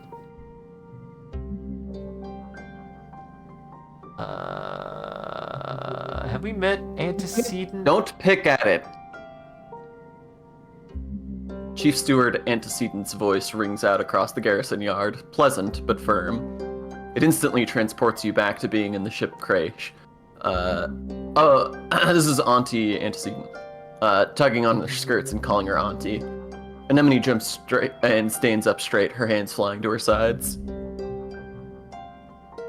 Oh. But Mom!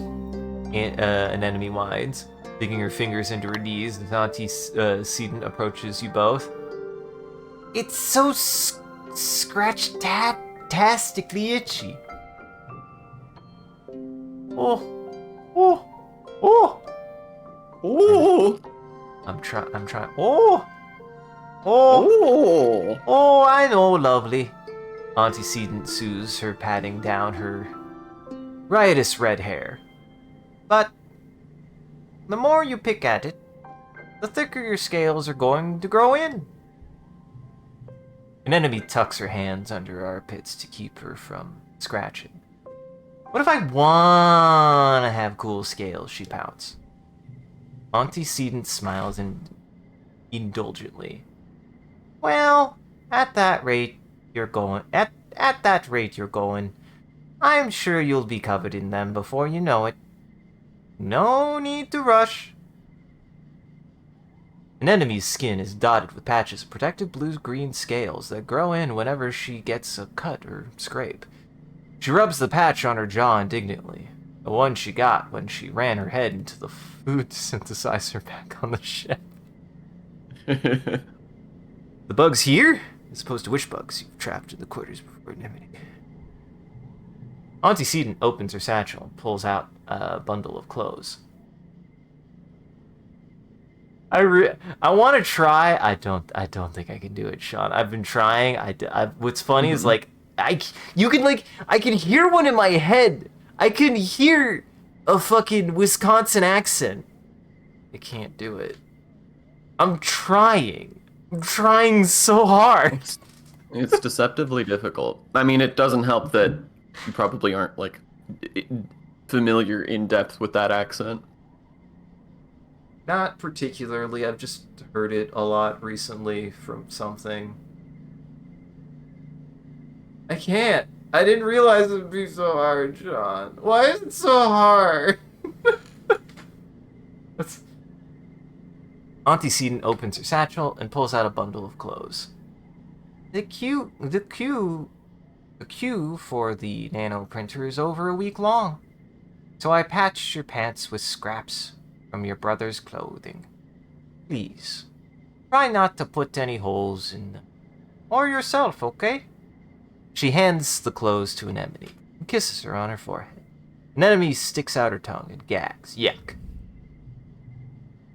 Anemone evaluates the clothes as her mom walks away. Galactic, she breathes as she runs her fingers over the odd-colored patches. Then, right there in the middle of the yard, she unashamedly squirms out of her pants and pulls on the new ones. Wow, I look like a fighter jet from the Hollows, she exclaims, showing off her new pants.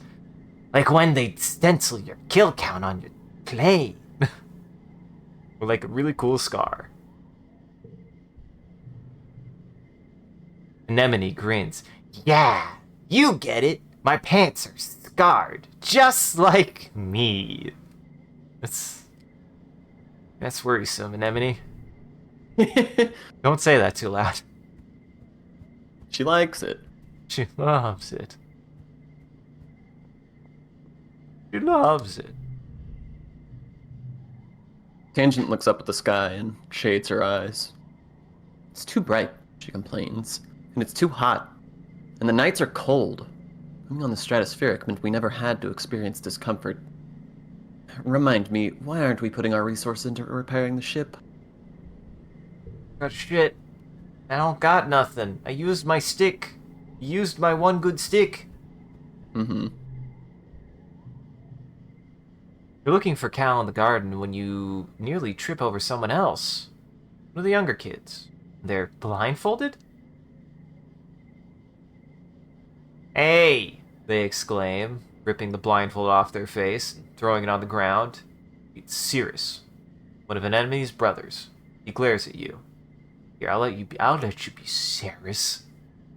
Okay. I don't think this is gonna be a character for more than like a scene, but I was almost done. Cal jogs over and grabs Cirrus in a friendly headlock, ruffling his messy red hair. Dude, you were so close. Cirrus stamps his feet, complains that you got in his way.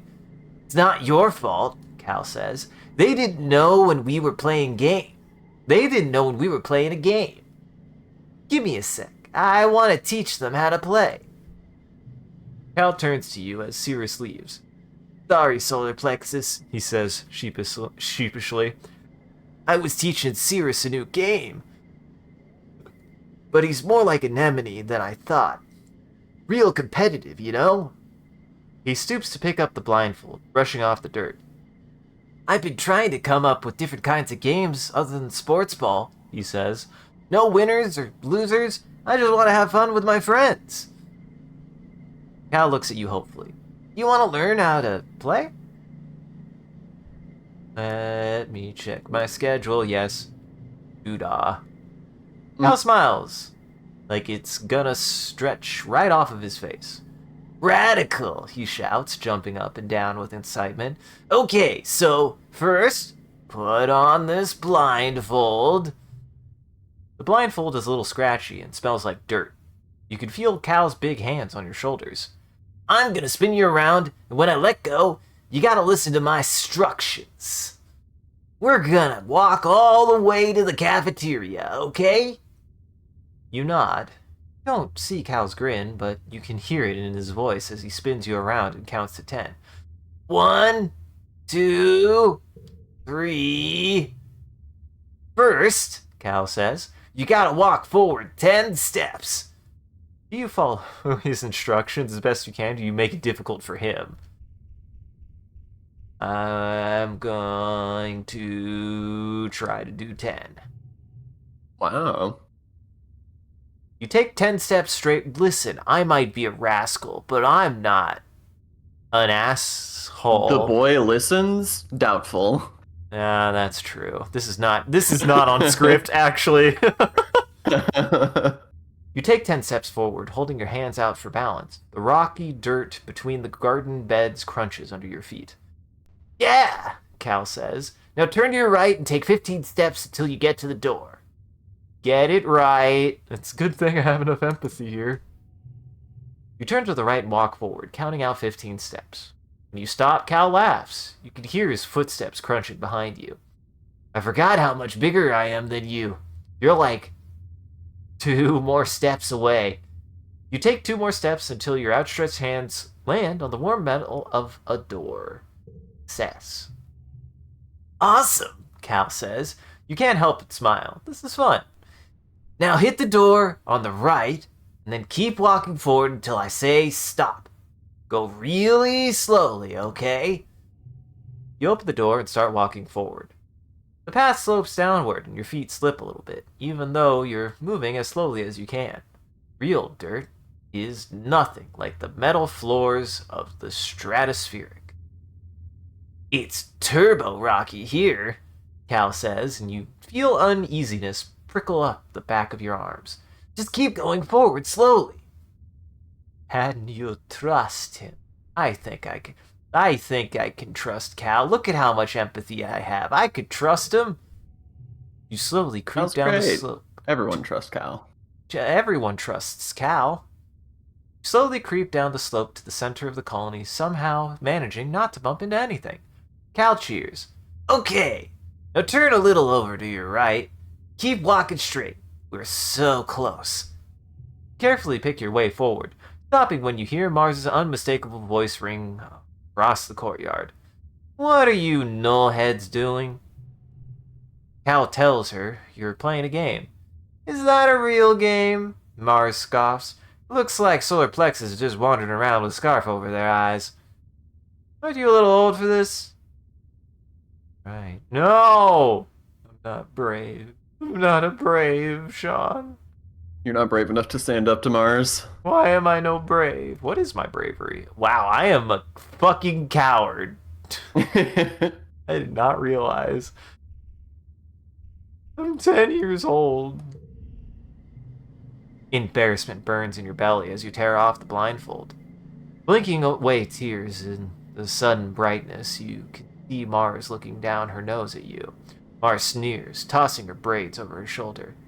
I thought you were cooler, I thought you were cooler, Solar Plexus. Let me know when you're ready to play adult games. You're not sure what she meant by that. Did I already lose being cool? Fuck! Damn it. You become aware of Cal standing behind you. Sorry, Solar Plexus, he says quietly. I guess it is kind of silly game. You ask if he wants to get some Watato. Some Watato juice from the cafeteria instead. Spend the afternoon brainstorming ideas for more games with no winners or losers. And gained seemingly nothing. Shit. Thanks, Mars. I'm tough enough. Tough enough, man. You are tough enough. Well, so you are, Uncle Tonin replies, his voice heavy as he looks at you with pride. You're growing up, aren't you? He nods and pats you on the shoulder, and you know he's thinking of Tammy. Listen, he tells you. I can see that you're a tough cookie, and I'd love to have you on my surveyor team in the future. But you'll have to wait a few more years first. Come see me when you're older, okay, kiddo? Probably a little bit longer. I think I can finish the year. I think I can finish the year. I think I could do We'll see. that.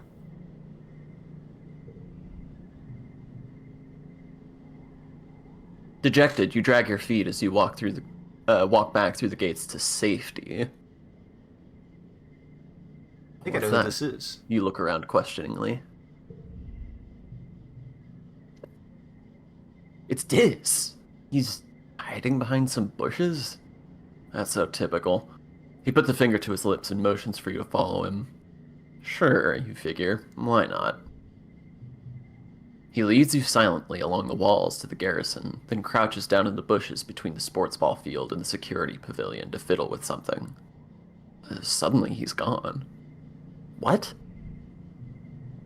You check to make sure nobody else noticed, then scuttle over to where you last saw him. Behind some popflower bushes, there's a drainage pipe in the wall, big enough to crawl through. A heavy grate keeps animals out, but it's loose. You could slide it aside to get through. You could sneak out. I can sneak out. If the adults won't let you visit the Valley of Vertigo or the subaqueous swamps or the other cool places surveillors get to go, well, you could sneak through here to explore just outside the colony walls. If Dis does it, how dangerous could it be?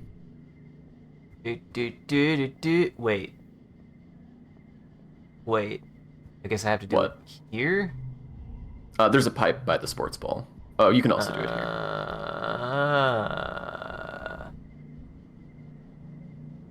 Oh, this is new. Mm-hmm.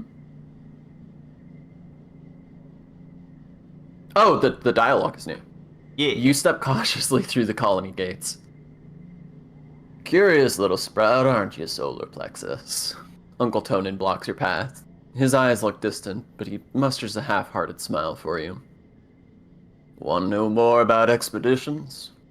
I'm afraid you're still too young to join the squads, but you'll make a great surveyor soon enough.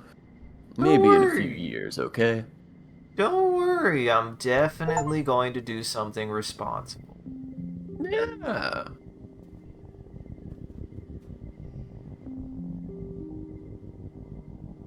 Okay, in any order, they won't cause time to pass, but will increase your stress. Okay. Interesting. Well, I guess we gotta talk to this first. Mm-hmm. You slipped through the drain pipe and out of the colony before anyone saw you. Anyone, that is, except for a dark form watching you from the trees nearby. Could that be...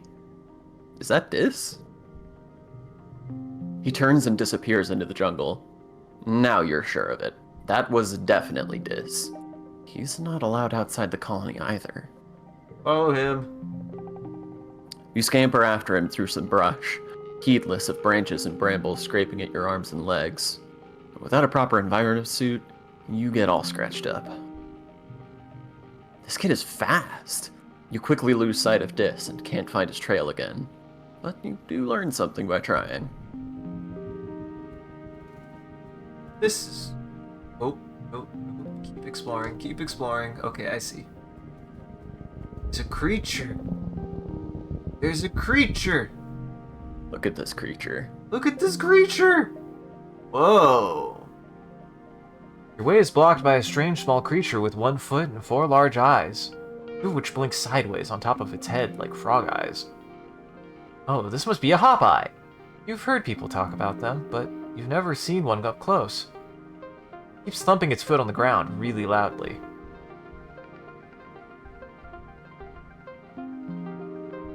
Find another way around for now. You leave the path and sneak through a strand of mush trees to one of the little sawmills dotting this area. It's a small but busy operation. 3 people feeding mush tree logs into some sort of machine, while a 4th one directs a 4-legged robot with a plasma saw mounted on the front. Plus 1 for each gem? On other cards? I don't know if you have any cards with gems yet. Don't believe so. Nope. Does not seem that way. Leave in disgust. You like the forest better the way it is, all wild and natural. Ooh. Time passes.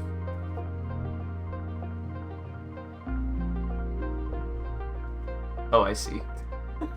Just immediately just come back in through the front door. Uh-oh! God, I should go to that one. What? This is really putting me, you know, for a game that has teenage in the name, this is also just the most kid game I played. Like, a game about being a kid. I really like it. It does a really good job. There's a lot of things about the way it handles childhood that I really like. Yeah. You pause in your tracks, hearing a terrifying sound. You strain to listen. It is manticores roaring in the distance, or even more dangerous. Bravery. I want to put up my bravery. Good luck. Am I gonna die? I immediately die. This is tough. Yeah, this is rough. This is rough and tough. Feeling good about keeping that 0 card earlier? Uh-huh. Well, I didn't know I'd get more cards, Sean.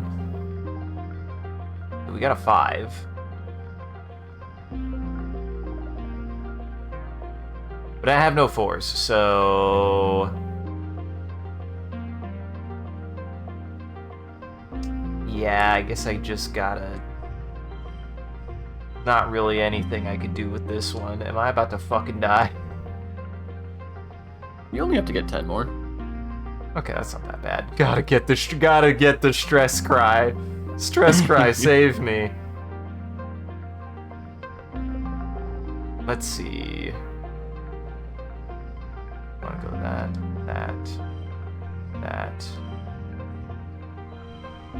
Meets beats, baby! Meets does beats. Wait, beats. why -1 though? Because of sports ball. Papers to this value. Oh, sets to 1. Oh. Okay, hold on. I could be smarter. That ain't... Understand. Understood. That's also just good. That's also just good, like, input designed to make sure that I wouldn't fuck that up. Mm-hmm.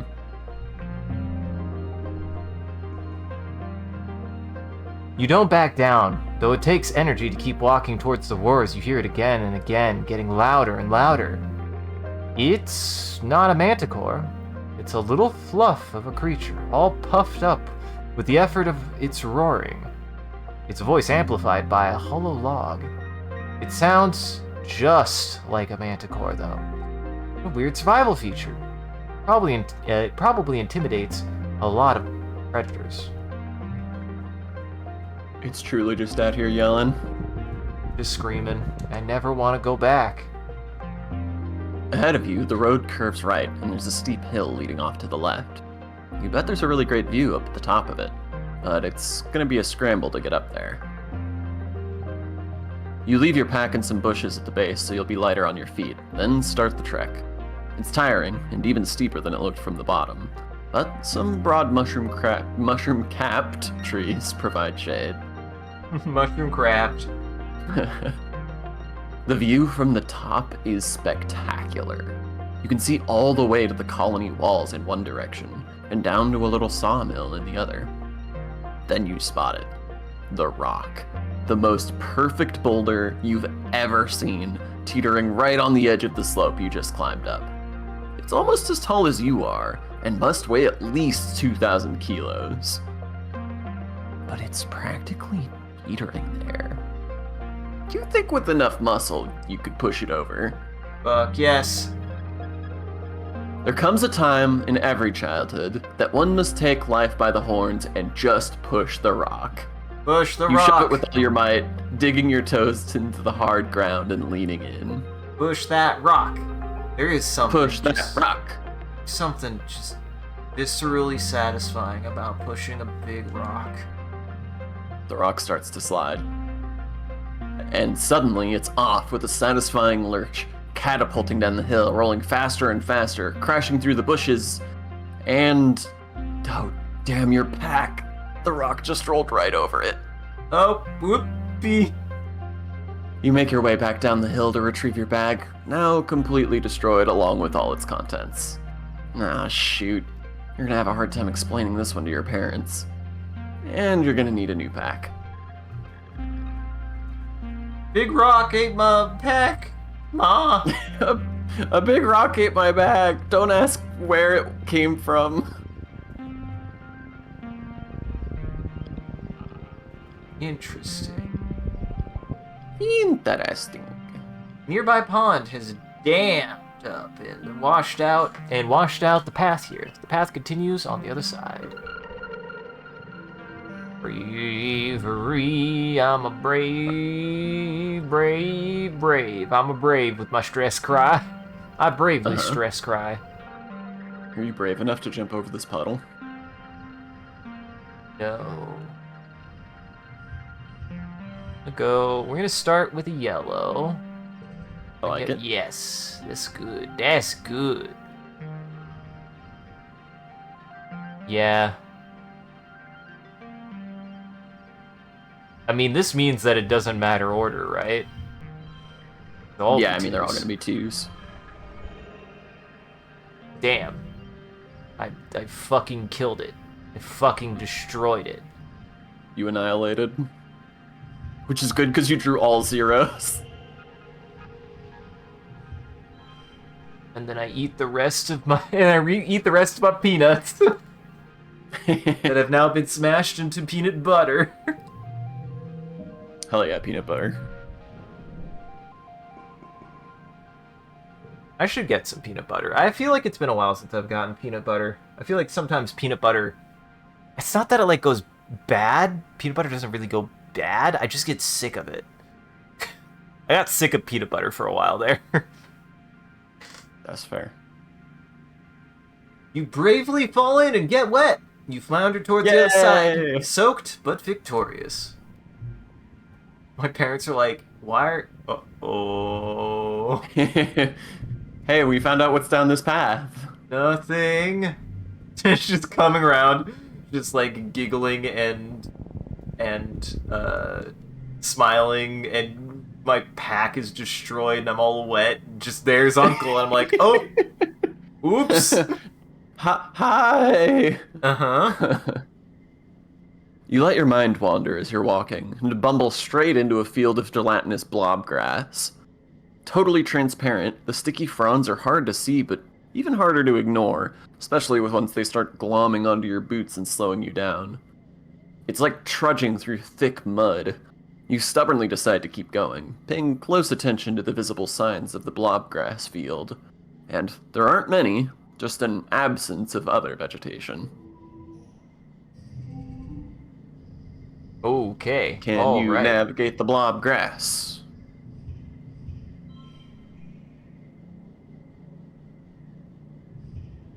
I ate them all. Eated them all. Okay, alright, okay. Yes. Yes. Boy. Mhm. This is interesting. That would make it a 2. Oh wait, no, that'd make it a 1. Well, shit. I don't get value out of that one.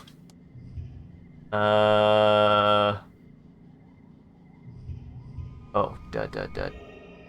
Oh, I didn't even need it, Sean. I didn't even need it, Sean, but I'm gonna do it anyways. Bang. But you got the super goal. I did get the big goal. I did get the big goal, though. Dude, I'm just a successful little kid now, aren't I? Yeah. There it is. You can hop along from that rock to that fallen log, then climb over those old pieces of surveying equipment. You get through the villainous blob grass.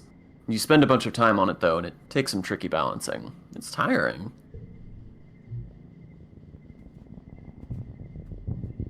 Mainly all I wanted to do, I just wanted to try to find at least one more thing, but I have 71 stress from this, so I should probably head back. I And will then I say, you're not, like, punished for maxing out your stress. It just means that you have to rest the next month. Oh, interesting. Hey, look. Somehow I missed that. Buddy? And I knew it. This is where all the good shit is. This is where you find that good shit. I have to go through the secret egg entrance. This is secret. It's secret. I can't go through the front door. We don't do pet the not- cat this time, Comfy. You don't pet the cat this time. To be fair, the cat was pretty scary looking. Holy shit, I got a lot of stress. Yeah. Go home.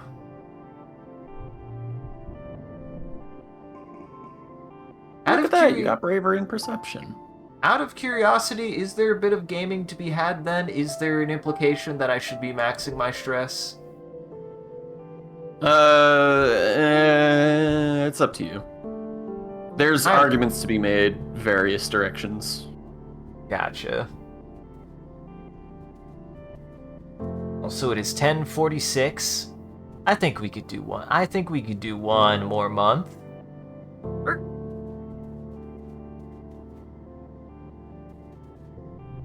Good night, Comfy. Good night, Coffee. Don't let any Thank you more for kids joining. die. We'll try our hardest. I'll try not to. I'll sleep when I'm dead. You're looking a little worn out, my little firefly. Your dad greets you, looking concerned. You know, despite what your mom might say, there is such a thing as too much work. Maybe some R&R over in the lounge would help recharge those solar cells. What do you say? Give me a hug, da. Your dad throws his arms wide. Well, get in here, Tiger Butter. After a long hug, you do feel a little better. Your dad gives incredible hugs. Look at that. That's dad meta. That's loving dad meta right there. Five more not stress. That means I could do more things. True. You got that good hug. Uh-huh. Let's see, I got a stick. How close am I? How much... I do want to eat the... God, I need so much more. I need so much more bravery before I can eat that fucking slug. I need to eat this fucking slug, Sean. Oh, hey, that's a gem, by the way. Oh, it is. Interesting. God, I need to get so much bravery, but I have to eat the slug. I think you're daring Dis to eat the slug, but either way. Uh-huh.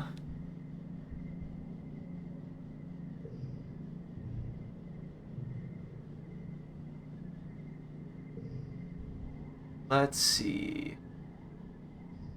Will you enjoy... Ooh, those flowers are actually... Oh, wait, no, that's telling me how many I have. Interesting. Do you like a flower? Thank you. Dis says, clearly unsure how to react. I'll, find something to do with it. Hey, he didn't hate it. You didn't hate it. He didn't hate it. We're getting there. We're creeping there. Step by step, we're creeping there. Hey, Tange, we know where your brother's going. Yeah, I guess I should say that. Tangent sniffs the air. It stinks out here. Not just one stink either. Every day it's a new stink. Today it smells like... She wrinkles her nose. like that time the waste reclamation unit broke down. Yuck. You haven't noticed the smell. She sure is sensitive. Or maybe she just likes the stale air inside the ship better. Now, do you think that the little satellite dish... Wait, is that in the background or is that coming out of her shoulder? It's in the background. Oh my god, I really thought that was... God damn it. I really Yeah, thought there's that... some perspective fuckery going on there. Uh-huh. Okay, there's rest. Listen, my dad gave me that good hug. My dad gave me that good hug. I can't let it go to waste. Hell yeah. I can shove dirt.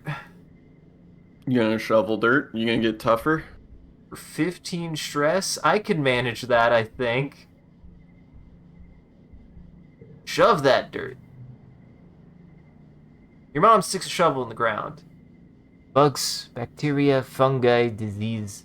Your mom waves her arm at the distant jungle. And who knows what else could be out there just waiting to infect our farm?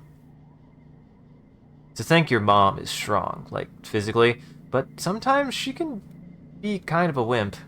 They're just bugs. They're just bugs. What could they do? They're just bugs. They're just bugs.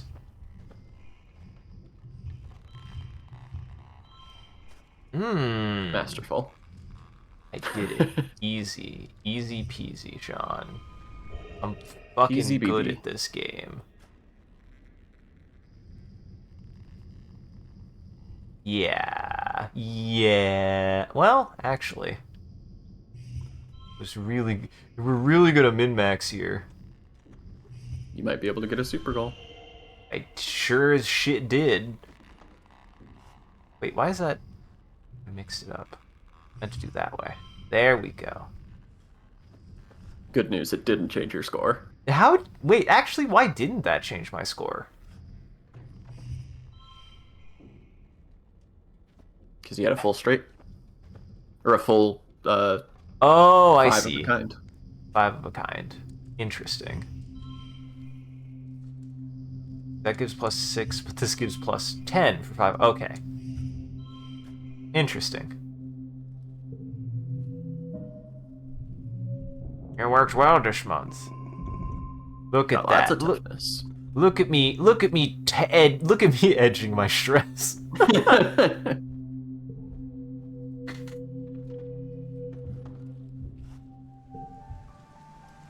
I It's wet. see. We're in the wet time. We're in the wet time.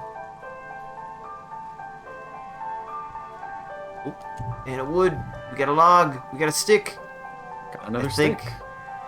I think this is probably the best stopping point. Maybe if I'm gonna stop anywhere, I think I would like sleep. I think I would, and then we rest, and then we call it. That's the only thing I could think to do.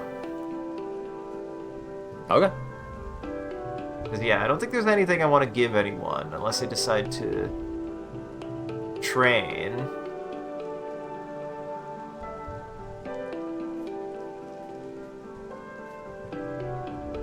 I'm not brave enough.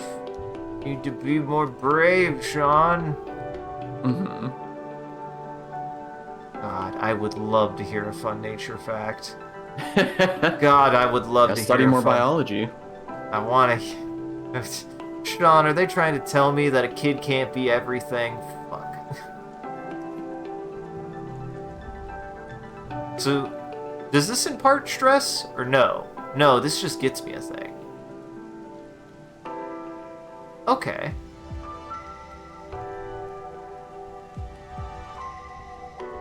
And then... Save. Save. 10 years old. Old. Owl. 10 years old.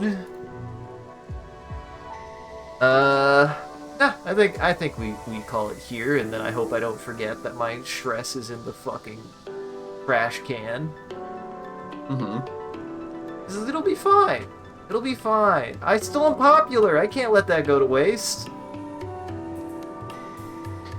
But yeah, I'm enjoying this. They certainly, I was not, I mean, they did give us that, they did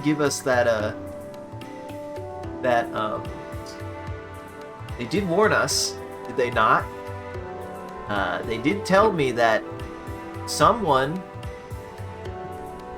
was probably somebody was going to be dead. They did foreshadow it. I just didn't think it was gonna be that fast. This game makes sure you're fully comfortable with the idea that people are going to die. It makes you comfortable with the idea that children will die. But otherwise, yeah, this has been really good, and I really enjoyed it. It does make me wonder, does it... I mean, you don't have to answer this, but is it... I'm guessing it's not scripted. Like, it's something that it, like, will choose a person contextually. Yeah, I can't answer that for you. I know the answer, but I cannot tell you that information. Don't kill children, Silos. The world will do it just fine. Well, on that wonderful note, thank you for joining, everybody. Hope you all had a good evening. I'm glad you can stop by and chill and chat. We're going to do one more thing before the end of every stream. We're going to make a prompt together, and then I got to draw it in paint. If you want to participate in chat, all you got to do is type in chat, just like a word or a phrase. Well, just a word. I'm just gonna say a word. A phrase can be a lot of words. So, and I'll use whatever chat says as a reference, and then I have to draw it, and I'll share it before we raid out. So, Silo says pants. Sean. Hot by. Ugh.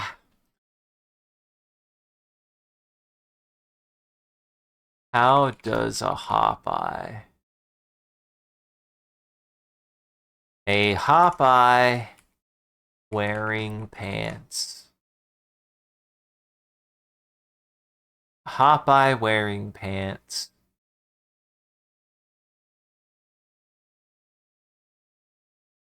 For to be an anime girl.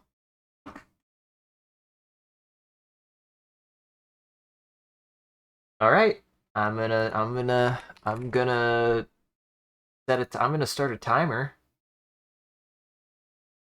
Give me a moment.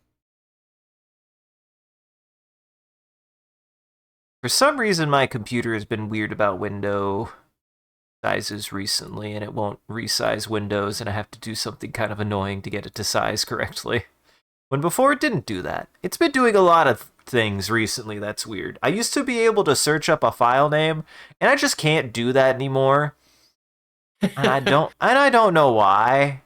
I just don't know why. I used to be able to look up stream notes, which is what I take any like superfluous notes on in the search bar, and it would just pop up, and it just doesn't do that anymore. And I don't know why. And it's just a notepad, just a text file. Might be something to do with your file structure. Oh boy. Don't you know about that, Sean?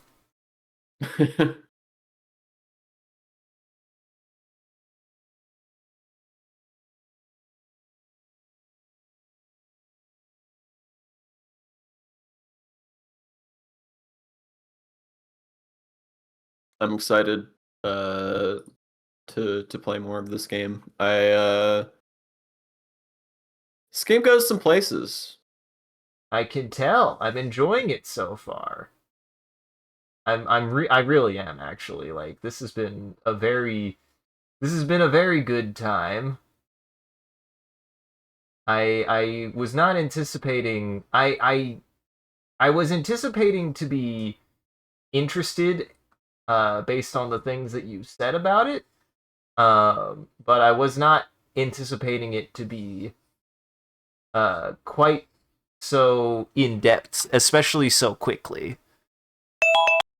This is Tokimeki Memorial if instead of trying to have platonic cute dates with girls, you just kind of acquire emotional damage immediately. And I like that. You do acquire emotional damage at a rapid rate.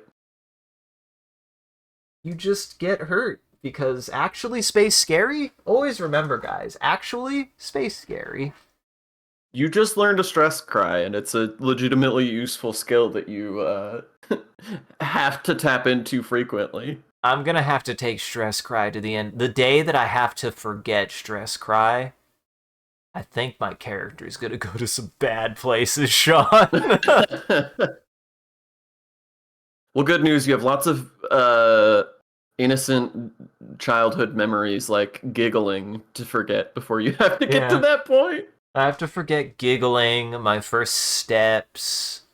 Let's see. I could forget giggling, my first words.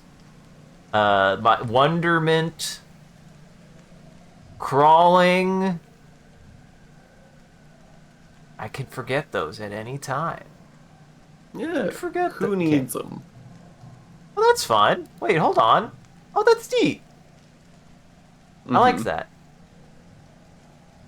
There are multiple artists. Oh, that's super cool. That's really cool, actually. I did not notice that before. That's rad as hell. I'm so glad they got so many different artists to work on this game. Sean, this game is like really cool, actually, for a lot of reasons. Actually, yeah, this game awesome. rules. Yeah. Yeah, I was not expecting that. All right. Well, stick around to the very end, everyone. I have a picture. I made a picture for you, so if you want to see it, you gotta wait till the end. Otherwise, have yourselves a good. Thanks for joining, everybody. Hope you had a good time and you enjoyed the show. If you're able to join the live show, thank you for stopping by and chatting and watching. Get a drink. Give me a sippy. Give me a sippy of the water. Give me a sippy of the water.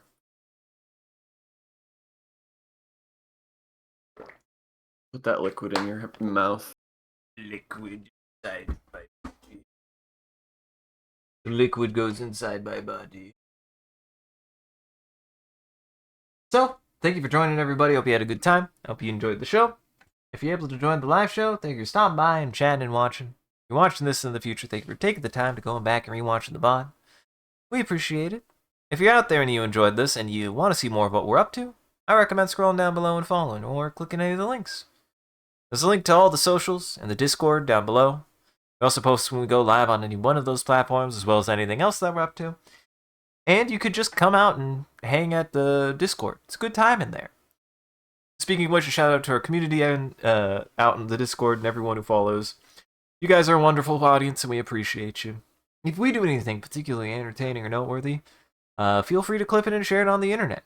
Just also make sure to hashtag with MCCanary or link it back to the stream so people could find more of the good stuff we do here. And speaking of which, as always, if you want to see the stream grow, you gotta let people know. I do appreciate that you guys have been talking about the stream, and I do encourage you guys to do it if you enjoy this, if you like the vibes or the humor or the things we talk about or any of those. Any of those things, Sean, anything else we do, Sean, that you think people like?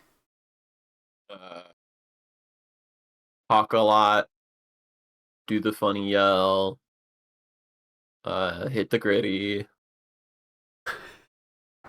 If you like any of that, go tell your friends about it. They might enjoy it too. So if you know somebody who might enjoy this, share it with them. I don't do any other kind of advertising other than posting when I go live on all the places, and I don't spend any money on that. So the only other way that people learn about the stream is when you tell them about it. So go tell people about the stream. I won't.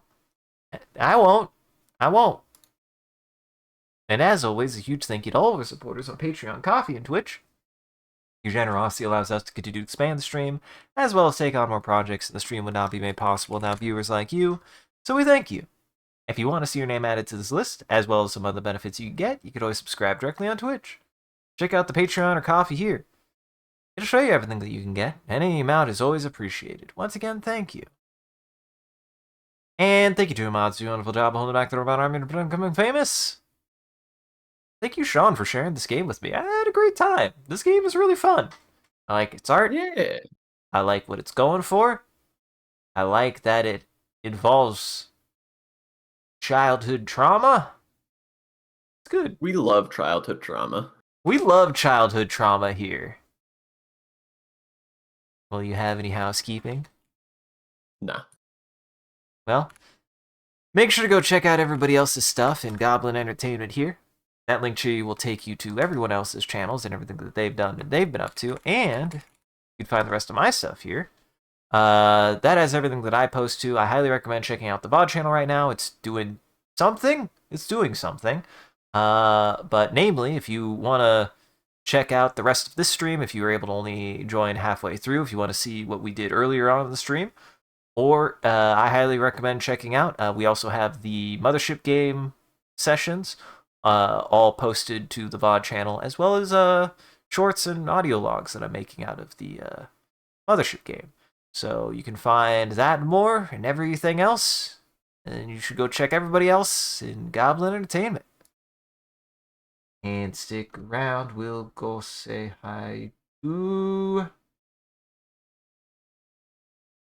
We'll go say hi. Amoeba. Apparently this is the last stream they'll have for the year. We won't see him until next year. Oh my god. Guys, 2017 is just 5 months away. 2017 is just 5 months away, and I'm excited. Let that sink in. It's cold out there. Let that sink in. It's not that cold. Actually, it's really nice today. It was 60 fucking degrees out today. I went jogging in shorts today. Merry Christmas! Merry Christmas! Well, stick around for that. Otherwise, have yourselves a wonderful evening. Take it easy. Sean, is there anything you'd like to tell the audience? If you're gonna get out in a big old spaceship, make sure that everybody knows how to fly it. Don't crash it. They don't end well. Also, if you're gonna evolve a number of legs, I highly recommend more than one. It's not ideal. One is an unfortunate number of legs to have. You can't fill both pants. There's only room for one pant. Gotta It's wear pants, skirts. not pant. Do you like that I drew the book that I didn't have the time for this, but I should have drawn all three. I was tempted to do the how does a hop guy wear pants, and it would be like one like this, one with only one pant leg, and one that like the pants just go over his entire body. Mm-hmm. one pant leg holds his tail. There you go. Oh, hey, ads are starting.